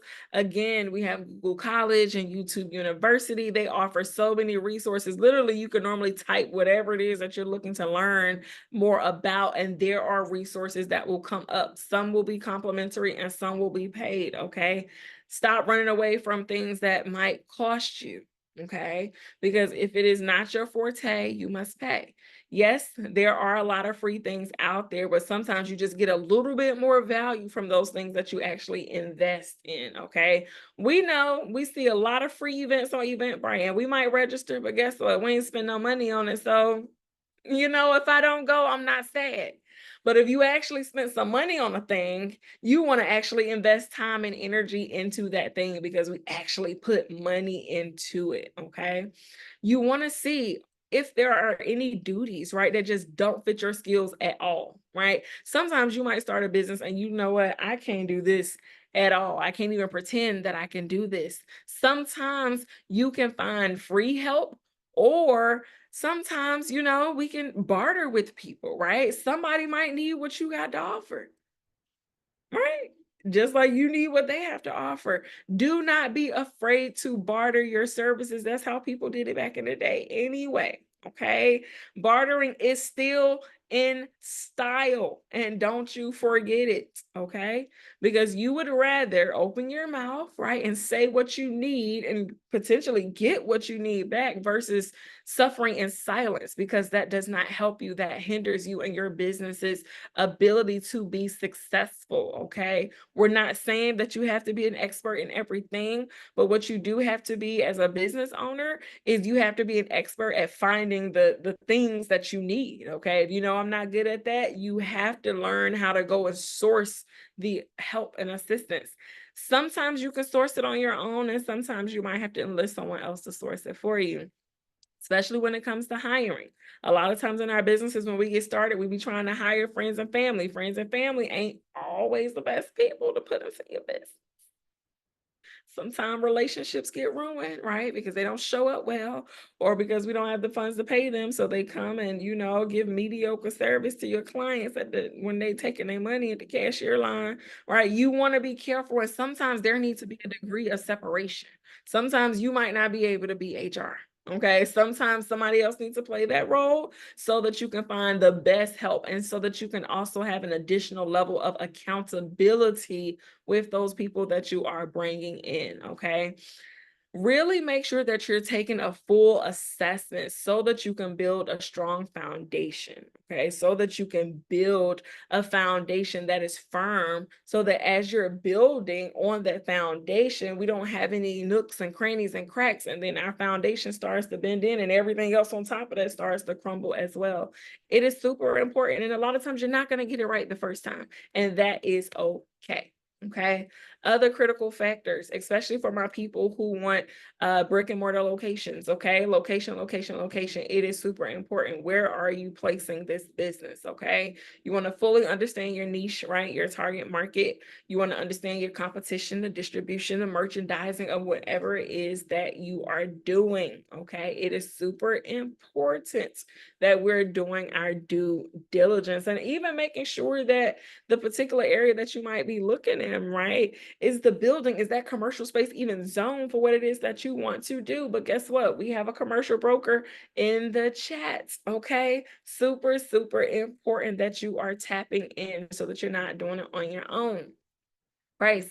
You want to make sure that we are meeting your audience halfway. Okay. You don't necessarily want to be the most expensive thing out there, but you also don't necessarily want to be the cheapest thing out there either. Okay. We want to make sure that we are pricing our services and our products in a way that makes sense, one, for our bottom line, but it also makes sure that it makes sense for entry into the market with your clients. Okay. You want to see what your competitors are doing. You want to see how much of their average services. Okay. You want to look at their terms, right? So funny. In my hometown, my mom was telling me about a new gas station that opened. They opened that gas station, okay, and they made their price maybe about 5 or 10 cents or so lower than the other gas stations. And guess what all the other gas stations had to do? They had to lower their prices to get business as well. You want to do your diligence and know what is happening in your market so that you can make sure that you're pricing yourself fairly. You don't want to overcharge, but you also don't want to undercharge either. Okay. And sometimes, you want to assess, not sometimes, all the time, you want to fully assess your competitors. One, you want this to be a part of your market analysis and your business plan anyway, but you want to make sure that you are, taking a note of the services that they're providing. What are their reputational strengths and weaknesses, price and quality, the size of their operation, number of employees, how long did it take them to get there?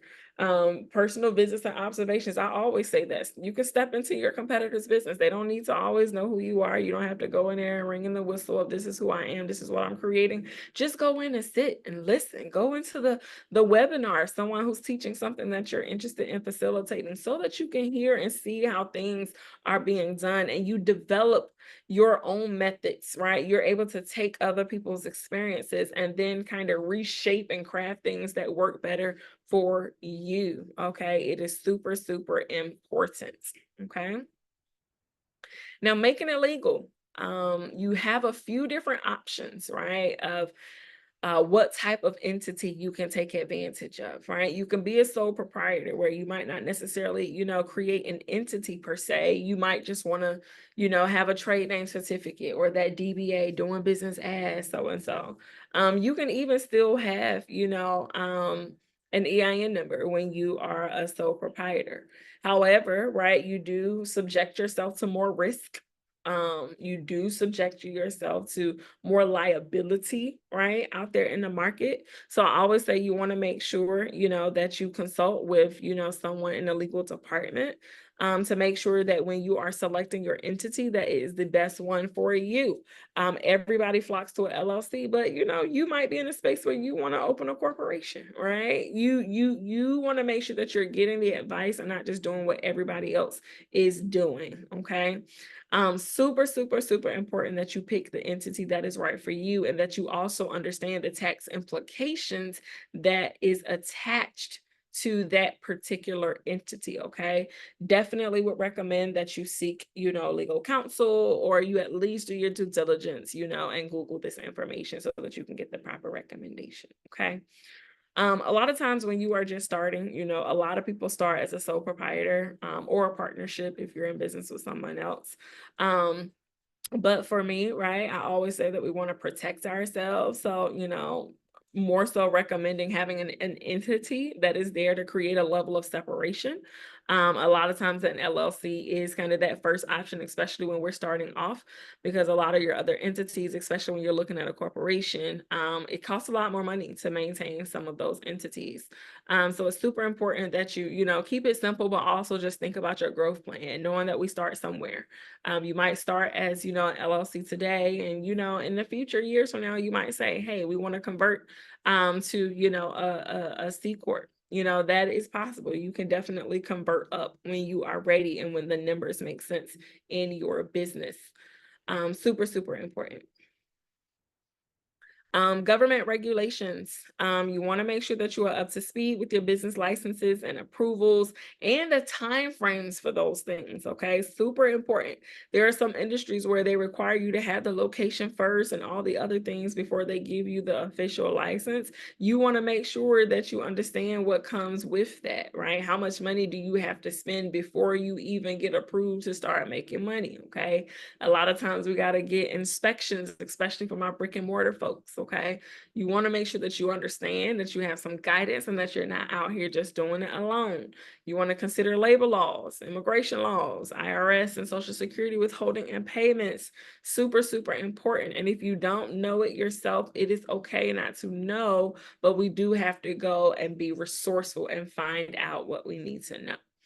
Of course, you want to think about your insurance considerations, okay? Property liability, motor vehicle, umbrella liability, workers' compensation, health insurance, life insurance, business interruption insurance. So many different types of considerations. You might not start with everything, right? Let's be real. You might not start with everything, but you at least want some general liability coverage, right? At the bare minimum. There are lots and lots of insurance providers out there. Okay. There are some that are completely digital that are online only. Then you have some that have, brick and mortar locations. You might drive by your local State Farm or drive by, your local Travelers office.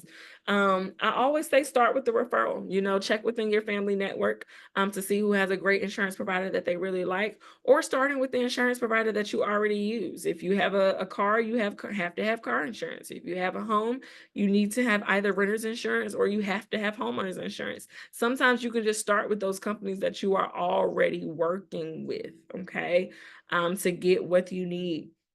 I always say get multiple quotes. Don't just say yes to the first thing, right? You want to make sure that you are sure, want to make sure that the pricing is competitive, and make sure that the coverage is absolutely what you need. So just some basics about your business plan, okay? You want to make sure that it encourages a very objective view of the business. You want to make sure that it really does become the foundation for your planning. I say often your business plan is a living and breathing document. It is not something that we create one time and we sit on the shelf, okay? It is something that you want to touch, update, nurture, take care of.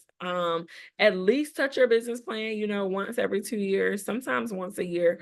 But if much has not changed, you might not need to, but it's just important, and it's just really kind of best practices really to make sure that we're keeping your business plan updated. Of course, you stay ready. You don't have to get ready, because there are some lenders who say, hey, I need a business plan. If we created the business plan 3 years ago when we first started a business and never touched it again, now we got to go back and spend some extra time in updating that business plan. If you just build the practice, build the habit of updating it on a regular basis, you will be in much better shape, okay? It is truly a powerful management tool, okay? And you want to use it to your advantage, okay? A couple of, things to include in your business plan. Of course, the table of contents. Your executive summary really is going to kind of give a high level overview of who you are, what the company is, what you guys do.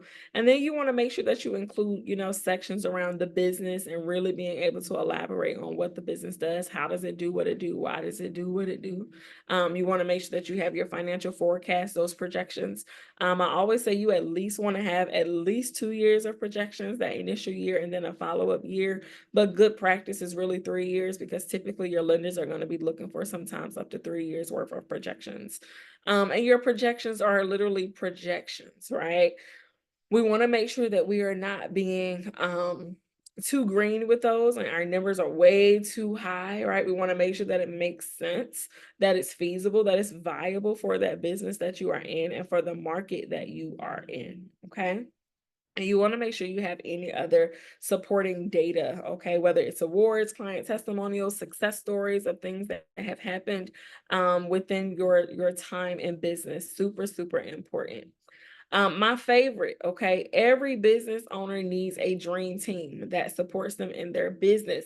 Normally we use the acronym BAIL, okay? It's in a different order here, but you want to make sure that you at least have your banker, okay? You want to make sure that you at least, and when I say your banker, I'm not talking about one, the teller, okay? A teller and a banker, they have two different roles, unless they are universal and they can do both, okay? Your teller usually is more transactional. They want to take your deposit, do your withdrawal, and they will probably introduce you to a banker if you are interested. It is super important to make sure that you're creating a relationship with your financial institution, okay? They can be your financial partner in building and growing your business, but also in taking care of your personal needs.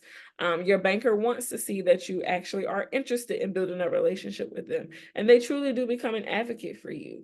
While I was a banker, there were several instances where I needed to call and speak to underwriting to advocate for my clients who originally got declined. However, you are not doing that for everybody who walks in. You're only really doing that with people that you create a relationship with. I know a lot of times we try to consider convenience. Let me use mobile deposit. Let me go to the ATM. But sometimes it's healthy just to walk into that branch and actually get to know someone. I promise you, it changes the game for you. You want to make sure that you have some legal support. Everybody might not be able to afford, to have an attorney on retainer initially, okay? However, we still want to have some type of legal support. I tell people, do your research.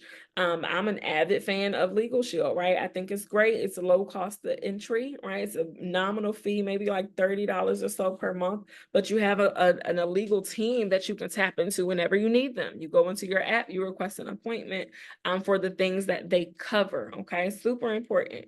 You want to make sure that you have an accountant, okay? You might not have an accountant on retainer, but at least you want to have an accountant that you're building a relationship with, who's getting to know you, your business's goal, and not just your tax preparer, not just the H&R Block person, or not just Auntie T who's been doing taxes in the neighborhood for the last 20 years. We want to make sure that you have someone who is experienced, who understands tax laws, who also can help you in planning your business, because your financials become your data that you then use to make business decisions off of. And a lot of times your accounting team is going to help you with those financial statements, etc.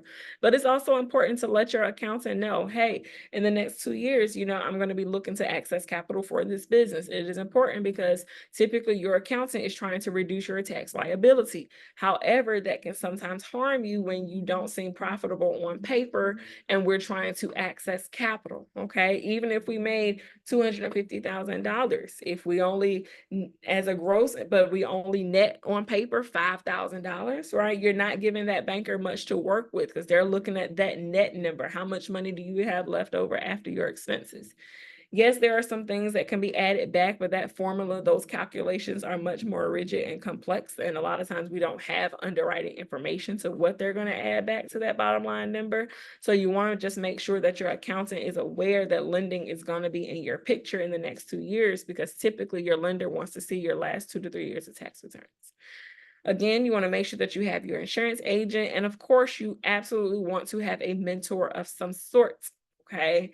Guidance and mentorship is super important. Okay. Even your most successful business owners still have mentors, because you will never know it all. And you need to make sure that you have a resource that is available to you. Ms. K. Glaze.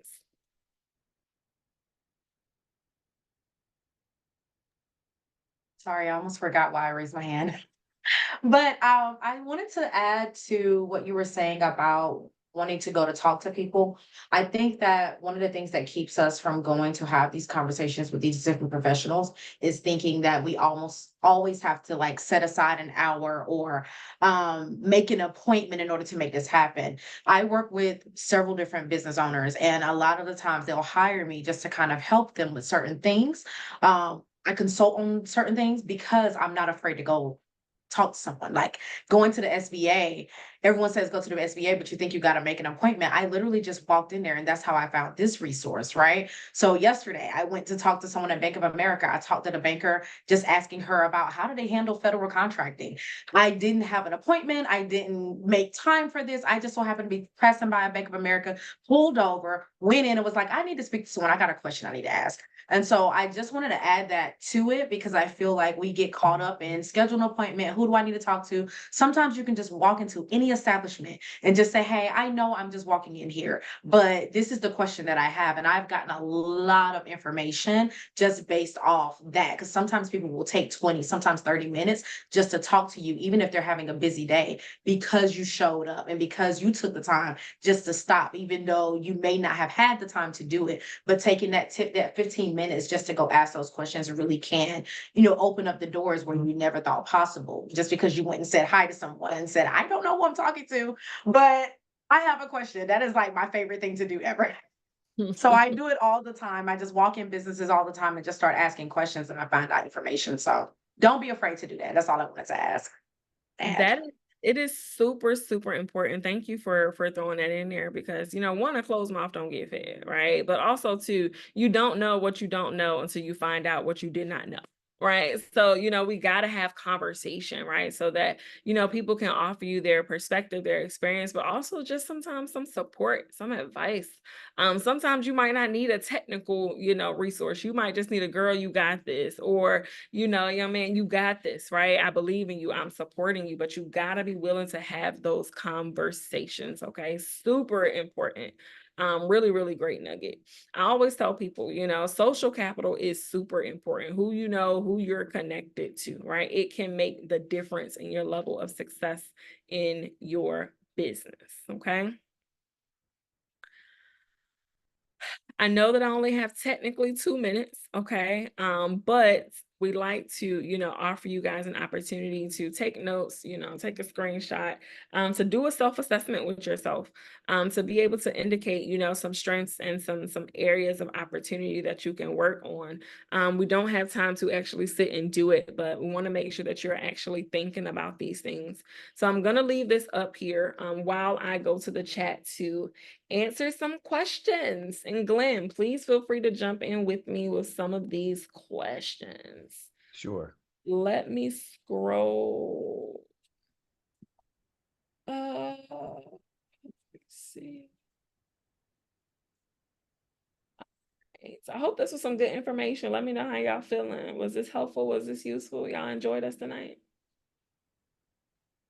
Okay, so Glenn. Okay, also start with the heart. Okay, that's feedback. Well said. Okay, what's some questions? And if y'all have questions and I haven't seen them yet and I'm taking my time scrolling through, please pop up and let us know. Can you please repeat the project management tools? Thank you, Kate Glaze. I see she jumped in there for you. While you're filtering through those, I just wanted to say thank you very much. I appreciate all the information. It's been very helpful. And special shout out to Glenn and Kailanda. I hope I'm pronouncing your name right. Kay. Everything you guys have contributed has been very helpful as well. So thank you. Thank you, Patrick. We really appreciate that feedback. It's super important. I know Carlos is no longer here with us, but I personally do not know of an immigration attorney. So hopefully when she signs up for services, she'll get some help. Who's that dropped a resource? Thank you, Yolanda. I missed that. Glenn. Okay, Miss Robinson. Can a for-profit own a sub-entity that is a nonprofit? Now, when we say own, right, that's where that word gets a little tricky in how we set up that ownership. A lot of things would be more so spelled out in your operating agreement. And how you have organizations that intertwine with each other. What I typically see is that people they will own a nonprofit and they will own a for-profit business. And a lot of times they may be in connection, but it's not necessarily structured as the for-profit owning that nonprofit, if that makes sense. Definitely, if you're looking for your for-profit to have a level of ownership in the nonprofit, then I would definitely, seek some legal counsel to figure out how that needs to be worded within your operating agreements and in your bylaws and things of that nature. I know that wasn't too helpful, but I hope that it at least gives some direction. Can we write off or deduct the expenses we make with IRS at the end of the year? For instance, our startup costs, money we pay for new business lines. Yes, you can definitely write those things off. So they will be documented as an expense. One, you want to make sure that you're keeping up with your receipts, your email confirmations, and things like that. You want to have things in your file for at least 7 years. But yes, you can absolutely write those things off. Now, when it comes to certain things, and again, I'm not a CPA at all by any means, but some things, come at a percentage that you're able to write off. Some things you might not write off 100% of it. You might be able to deduct, 75% or 80%, depending on the tax laws, and the tax code is so long. So, you definitely want to consult with an accountant to support with those deductions. And then the thing is that when you have startup costs, you can carry those over usually for a few years as well. But it's gonna definitely, you want to consider everything else that's going to be within your tax return to determine how you want to structure some things. Relating to wearing multiple hats, if you have a startup or new business, driving sales, Glenn. Oh, sorry. Okay, I have to leave now. Okay, strategic time management. Recording, any resource for accurately calculating projections. Can you use the libraries software. Not 1000% sure if you can use the library software. If Yolanda, if you're still here, you might be able to chime in from the library. Oh, she already did. Sorry, I'm not scrolling. When it comes to projections, Kay, one thing I will say is that one, they will never ever be 100% accurate, because we may get a quote today, for something, and then in a week or in 2 weeks or in a month, when we're looking to actually activate or take advantage of the product and or service or that vendor relationship, sometimes things may change. I always say when you're creating your projections, you want to give yourself a small wiggle room. Whatever your quote or the amount is coming up to, add just a little bit of a margin there for increase potentially. And if it's less, even more amazing, but you want to kind of always project over. Projection Hub is a really, really great resource for helping with creating projections. They actually have some templates in there for different types of business models based on different industries. I do know that we're over 7:30, so if you all have to leave, definitely please drop off. Our score team will make sure that you have the recording, but if you can stay, continue to stay for the questions. But Projection Hub is good. Even when you're using Live Plan, LivePan has a financial section in there as well that can be useful. Score also has a projection sheet, a spreadsheet. I will say it is extremely comprehensive. It can look overly complex, especially if we're just starting. But let me see if I can add it.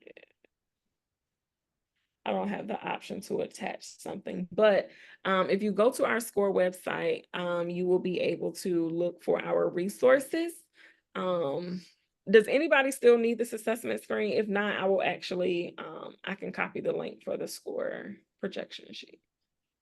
No? Okay, great.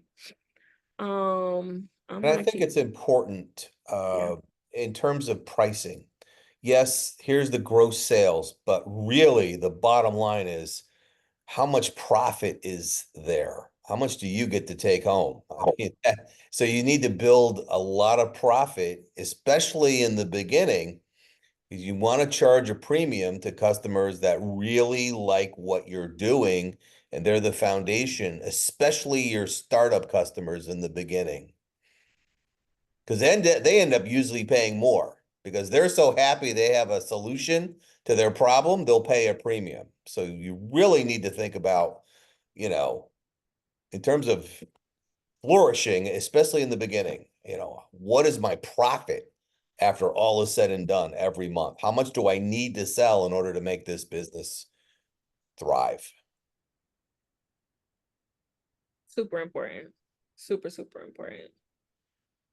And I just dropped the link to the SCORE financial projections template. It has several pages. It can seem like a lot when you go into it initially. You might not need this as sophisticated of a document immediately, but it's good to have, at least to see. Awesome. Let me see what else.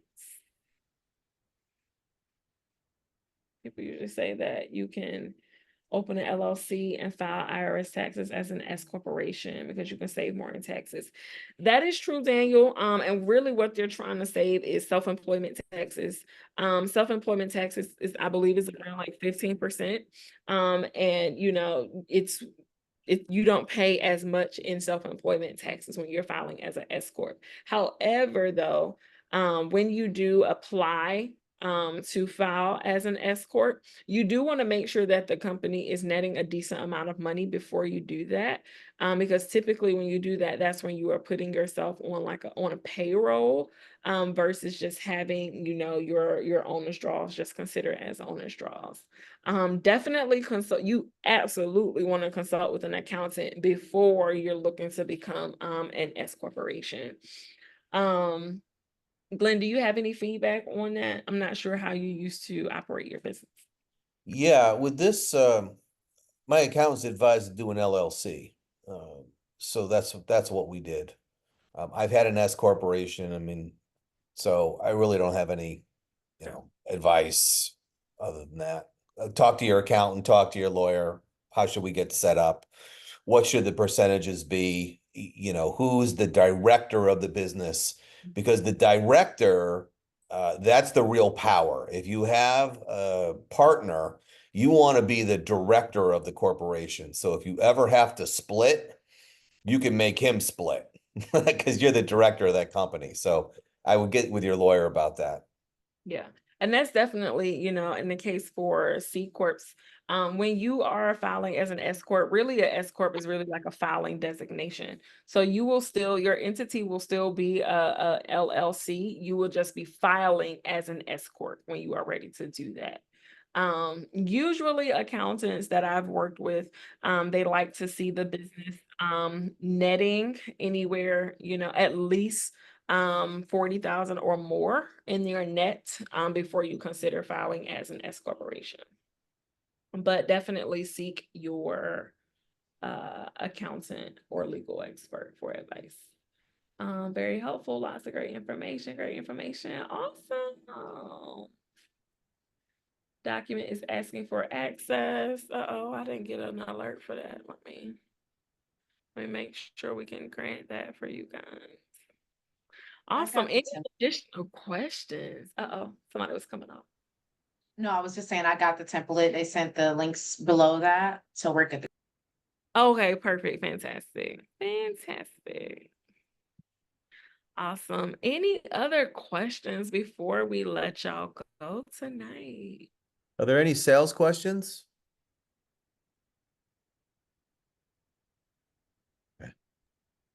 Not yet, but I'm sure I'll have some in future webinars. Got it, Patrick. Okay. Yes, I have a question actually. So can I ask specific for my industry? Oh, Event yes. management? Okay, so I've been doing events for quite some time, but I'm now into event management and staffing. And so my question is, I know that I need to like go and get an NC hub and then connect with the city of Charlotte, but can you do that when you're a starter business, or is it something where you need to wait like a couple years before you can go after like contracts in that manner, if that makes any sense? Like I've written a lot of RFPs and responses to RFPs, but I don't know what it looks like to do it as myself for my own business. So I'm just wondering what that looks like in terms of contracting with something like local or even like small corporations who are throwing conventions or trade shows. What do you have to lose? You don't have the business right now. That's how I always feel. I would be aggressive. What you know, what you don't know, like you said earlier, you just went out and started talking to people. I did. Yeah. Right? So talk to these people and see what happens. If they say no, or you need to have this, that, or the other thing, well, at least you'll know. But to me, you're being aggressive and you're not leaving anything on the table, right? You may get lucky. So I would say do it tomorrow. Yeah, that's important.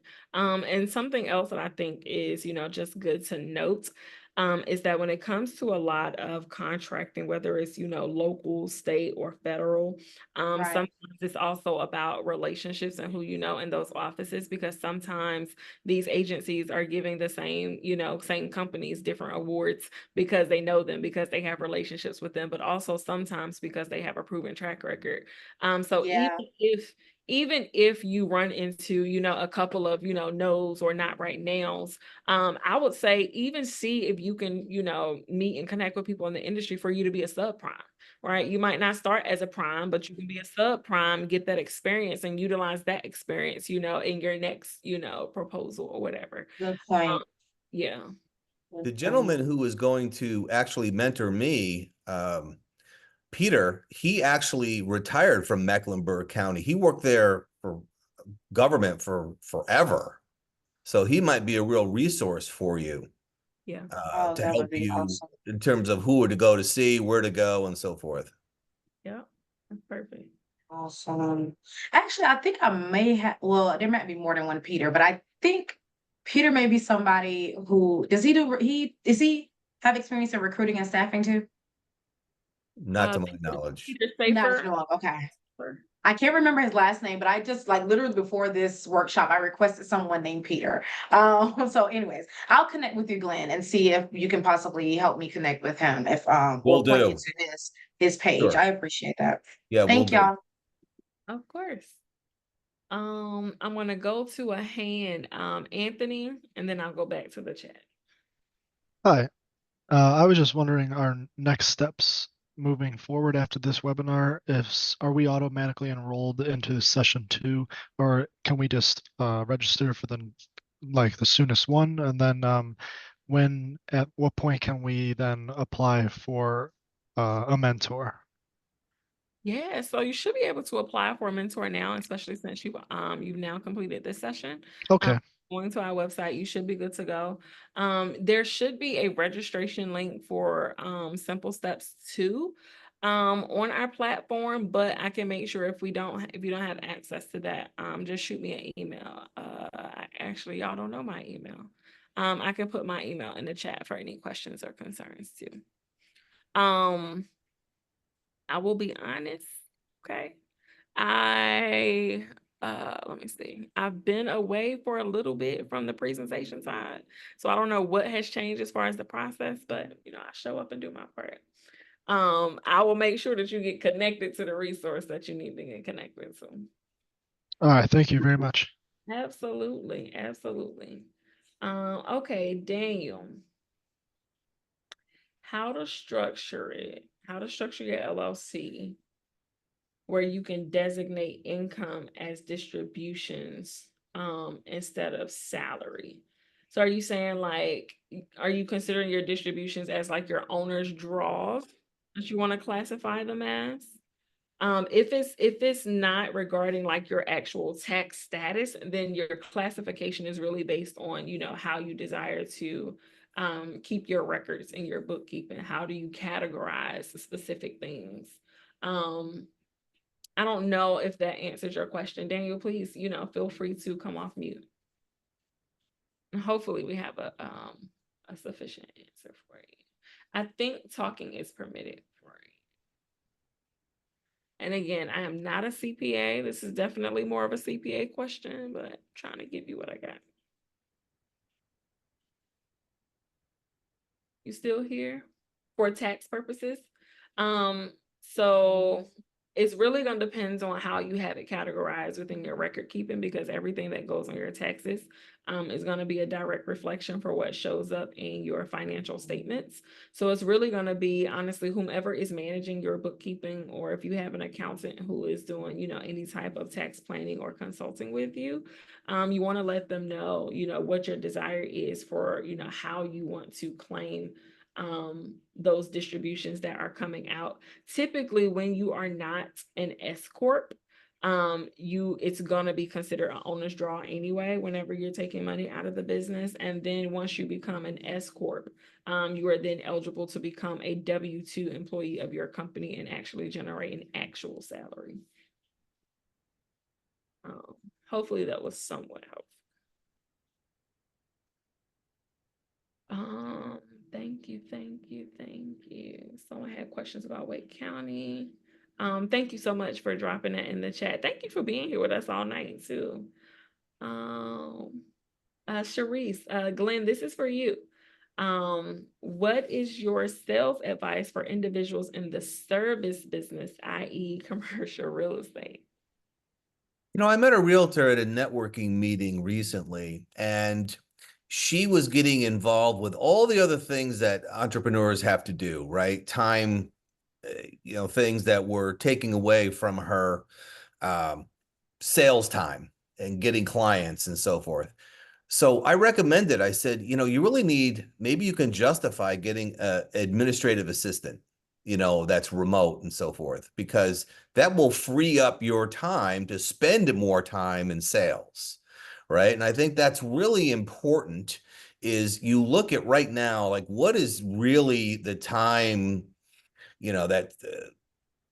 that's taking away from sales time? What's really killing my overall sales? What are the time killers? And can I, get rid of those? Can I delegate those out? So I think that's one of the things that you need to do. And, I took a sales territory, 300,000 I had sales territory, and I increased it to $2 million. But what I did is I did so much prospecting. I mean, that's what I really had to do.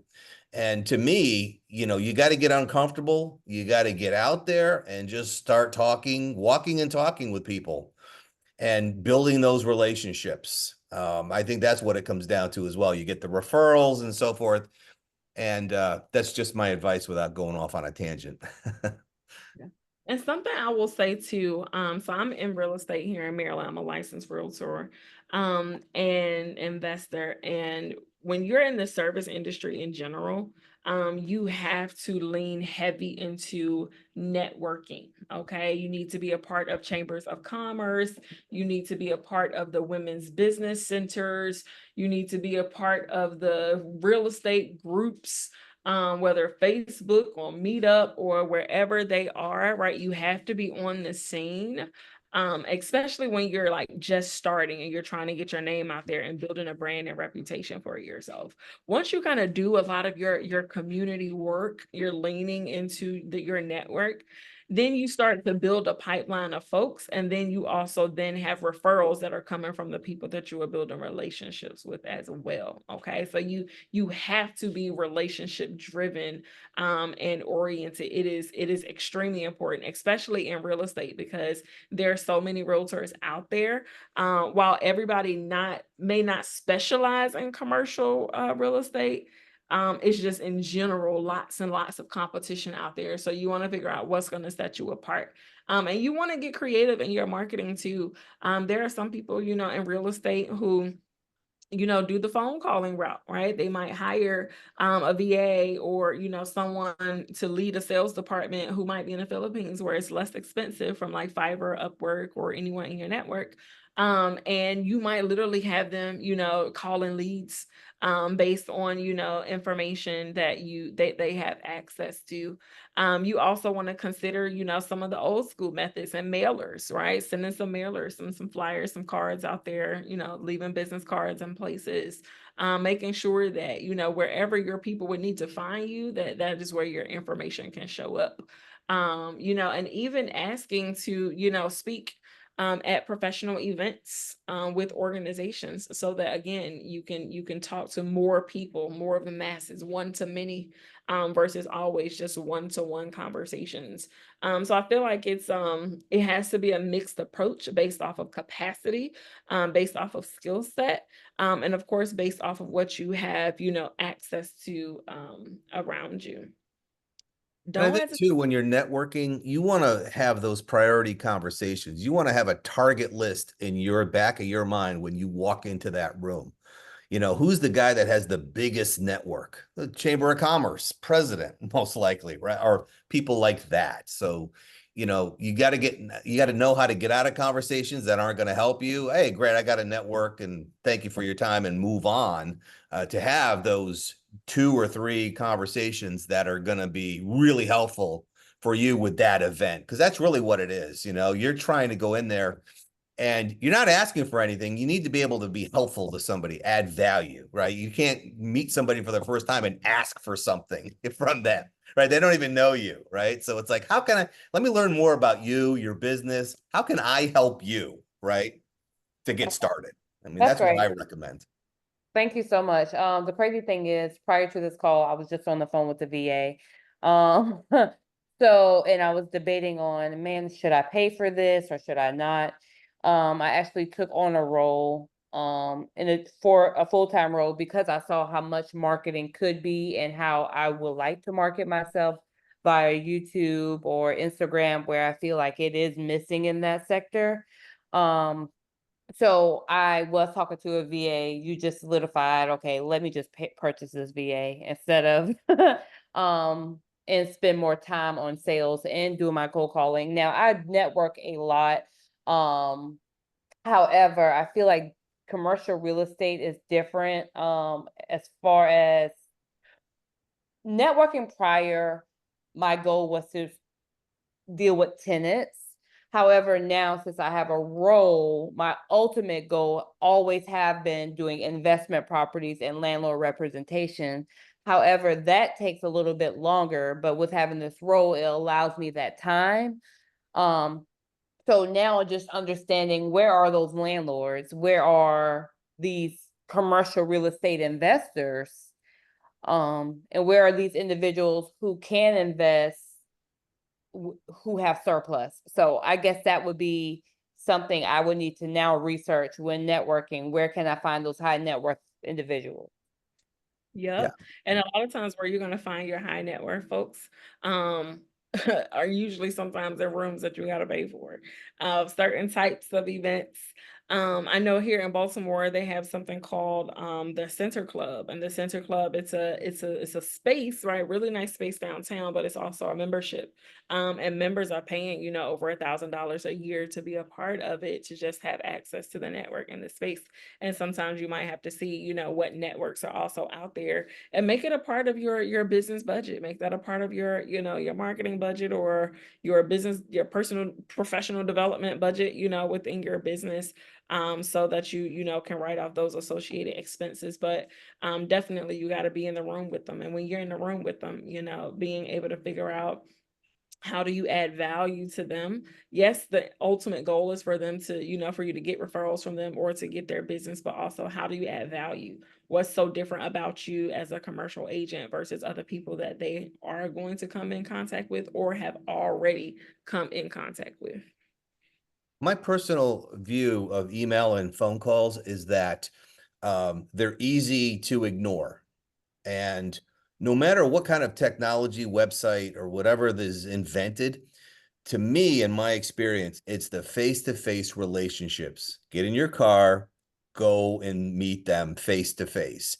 Email and calls are great for follow-up, right? Hey, we talked about this, and here's blah, blah, blah, blah, blah. To me, that's what worked.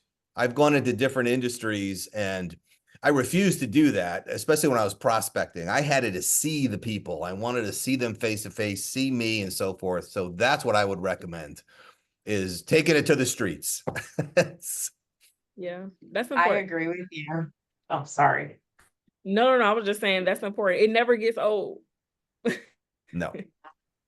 I was just having that conversation with my mom about a week ago that, you know, we've gotten so used to being online. And I think COVID kind of pushed us all to realize like online is a possibility, but we can't forget the value and seeing someone in their face. Like you have a conversation with someone, it's a lot easier to make that cold lead warm immediately because you're having kind of this conversation with them, and maybe y'all can relate on some things, and maybe it's not all business. Maybe we're talking about their cat who is at home, and you know, things like that that you build a connection with. And I have always been a huge fan of conversations, which is why I said I love walking into places and just talking to people. You never know what you're going to learn from them. And so when you're going to these networking events, and like Glenn said, pinpointing who do I need to talk to, who's the pump to my well, you know, that I was saying earlier, like understanding that those conversations, once you meet them face to face, this is no longer a cold lead. Now those emails and those phone calls become subsequent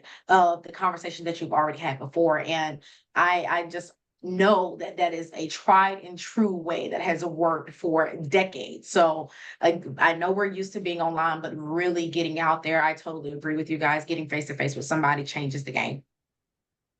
I believe that online is important from a marketing standpoint. It's not sales. It can provide you a funnel, right, to close sales for brand recognition and content marketing, and that's important. But you know, if you think you're just going to go online, well, I got 1,700 followers and nobody responded, you know, that's not sales. That's not I mean, it's marketing to me. Very important, though. Yeah, that's good. Miss Robinson, you've been waiting so patiently. Thank you for your patience. Oh, thank you. I'm learning too. I have a question, and originally it popped up as a sales question. It may not be, but just in general, I know for myself, I'm about to make a proposal to an organization, come in and deliver a service. I've done what I call breadcrumb. I've already had a conversation. They like the idea. Now I'm ready to put it to paper and walk in with something a little more concrete. Any general tips for those early proposal stages? In a way, I think of it as sales too. So any general tips for preparing that proposal and going in with that proposal? Yes. Yeah, okay. What is the one thing that's going to wow them? Okay. What is going to them to look at your proposal and go, wow, this is exactly the person we want? That's what I would lead with. I try to knock their socks off right away. Okay. Front and center. Hey, here's what it is. Here's who I am, and I'm exactly the right person, the company that you need, and here's why. That's what I would do. Okay. You have Okay. nothing to lose. Right. Right. Right. Well, like I said, I've already talked to someone who's a decision maker. They really liked the idea, and Yep. they saw how it could add value to their program to get more funds into their program. So now I want to put the ink to paper and make it work, be a win-win for both of us. And so, yeah, I would say, brevity, right, not getting long-winded on paper and it's a book, right. No, make I it think I was simple going to is keep what it I under would 5 pages. I was going to keep it under 5 pages. Yeah, Yes, definitely. Yeah, and then, don't be afraid to brag on yourself, right? That's your moment. And sometimes, in some cases, that's the only shot that we have at conversation. So you really want to make sure that you are bragging on your results. What have you done, right? How are what you present, how are those, potential results or contributing factors that you're bringing to their organization? How is that going to drive whatever they're looking for you to drive, whether it's sales, engagement, or whatever it is that your company offers, is super important. Sometimes we go into those conversations a little bit more timid, and that is not the time to be timid. I'm not saying being overly cocky, right? But definitely making sure that you are able to, effectively articulate who you are, what you do, why you do what you do, and how you're going to continue to do what you do in a way that benefits them in doing what you do. Super, super important. okay, great. Thank you. Of course. Something I'll say too, it could be cool, to have multiple pitch decks for different things. You might have one for a specific avenue, you might have one for a different type of conversation, you might have another one for something else, right? And as you are meeting different people, learning, which pitch deck is more appropriate for whichever conversation that we're going into. Yeah, be confident. Yeah. You'll get some proposals, others you won't get, but whatever, you're just as good as anyone else out there. You have to believe in yourself, because if you don't believe in yourself, why should anybody else? Right, absolutely. Yeah. Well, I haven't quit my day job, but if I can get this up and going for a year or two, then I'll consider that. But yeah, it's really a great opportunity for me. Yeah, win-win, right? Try to Yeah. make it a win-win for the organization and yourself. Exactly. And I wouldn't even say, don't necessarily just say, a year or two, right? You want to make sure that we've reached a level of profitability Oh, first, whether right, it's 2 or 4 years, right? Whatever it takes, you want to make sure that financially you are comfortable before we say, bye-bye to that committed salary.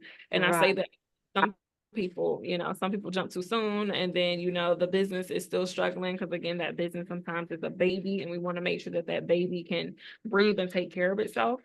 right, Really don't want to put the additional strain on your business. This is really for everybody. You don't want to put that additional financial strain on your business until your business can afford it, right? Because technically your business needs to be able to pay and take care of itself first. So it needs to be able to cover its own expenses, its own savings, its own things before it can then provide, capital to then take care of you. We don't, pull capital from the business to take care of us before the business can get to a point where, it takes care of itself.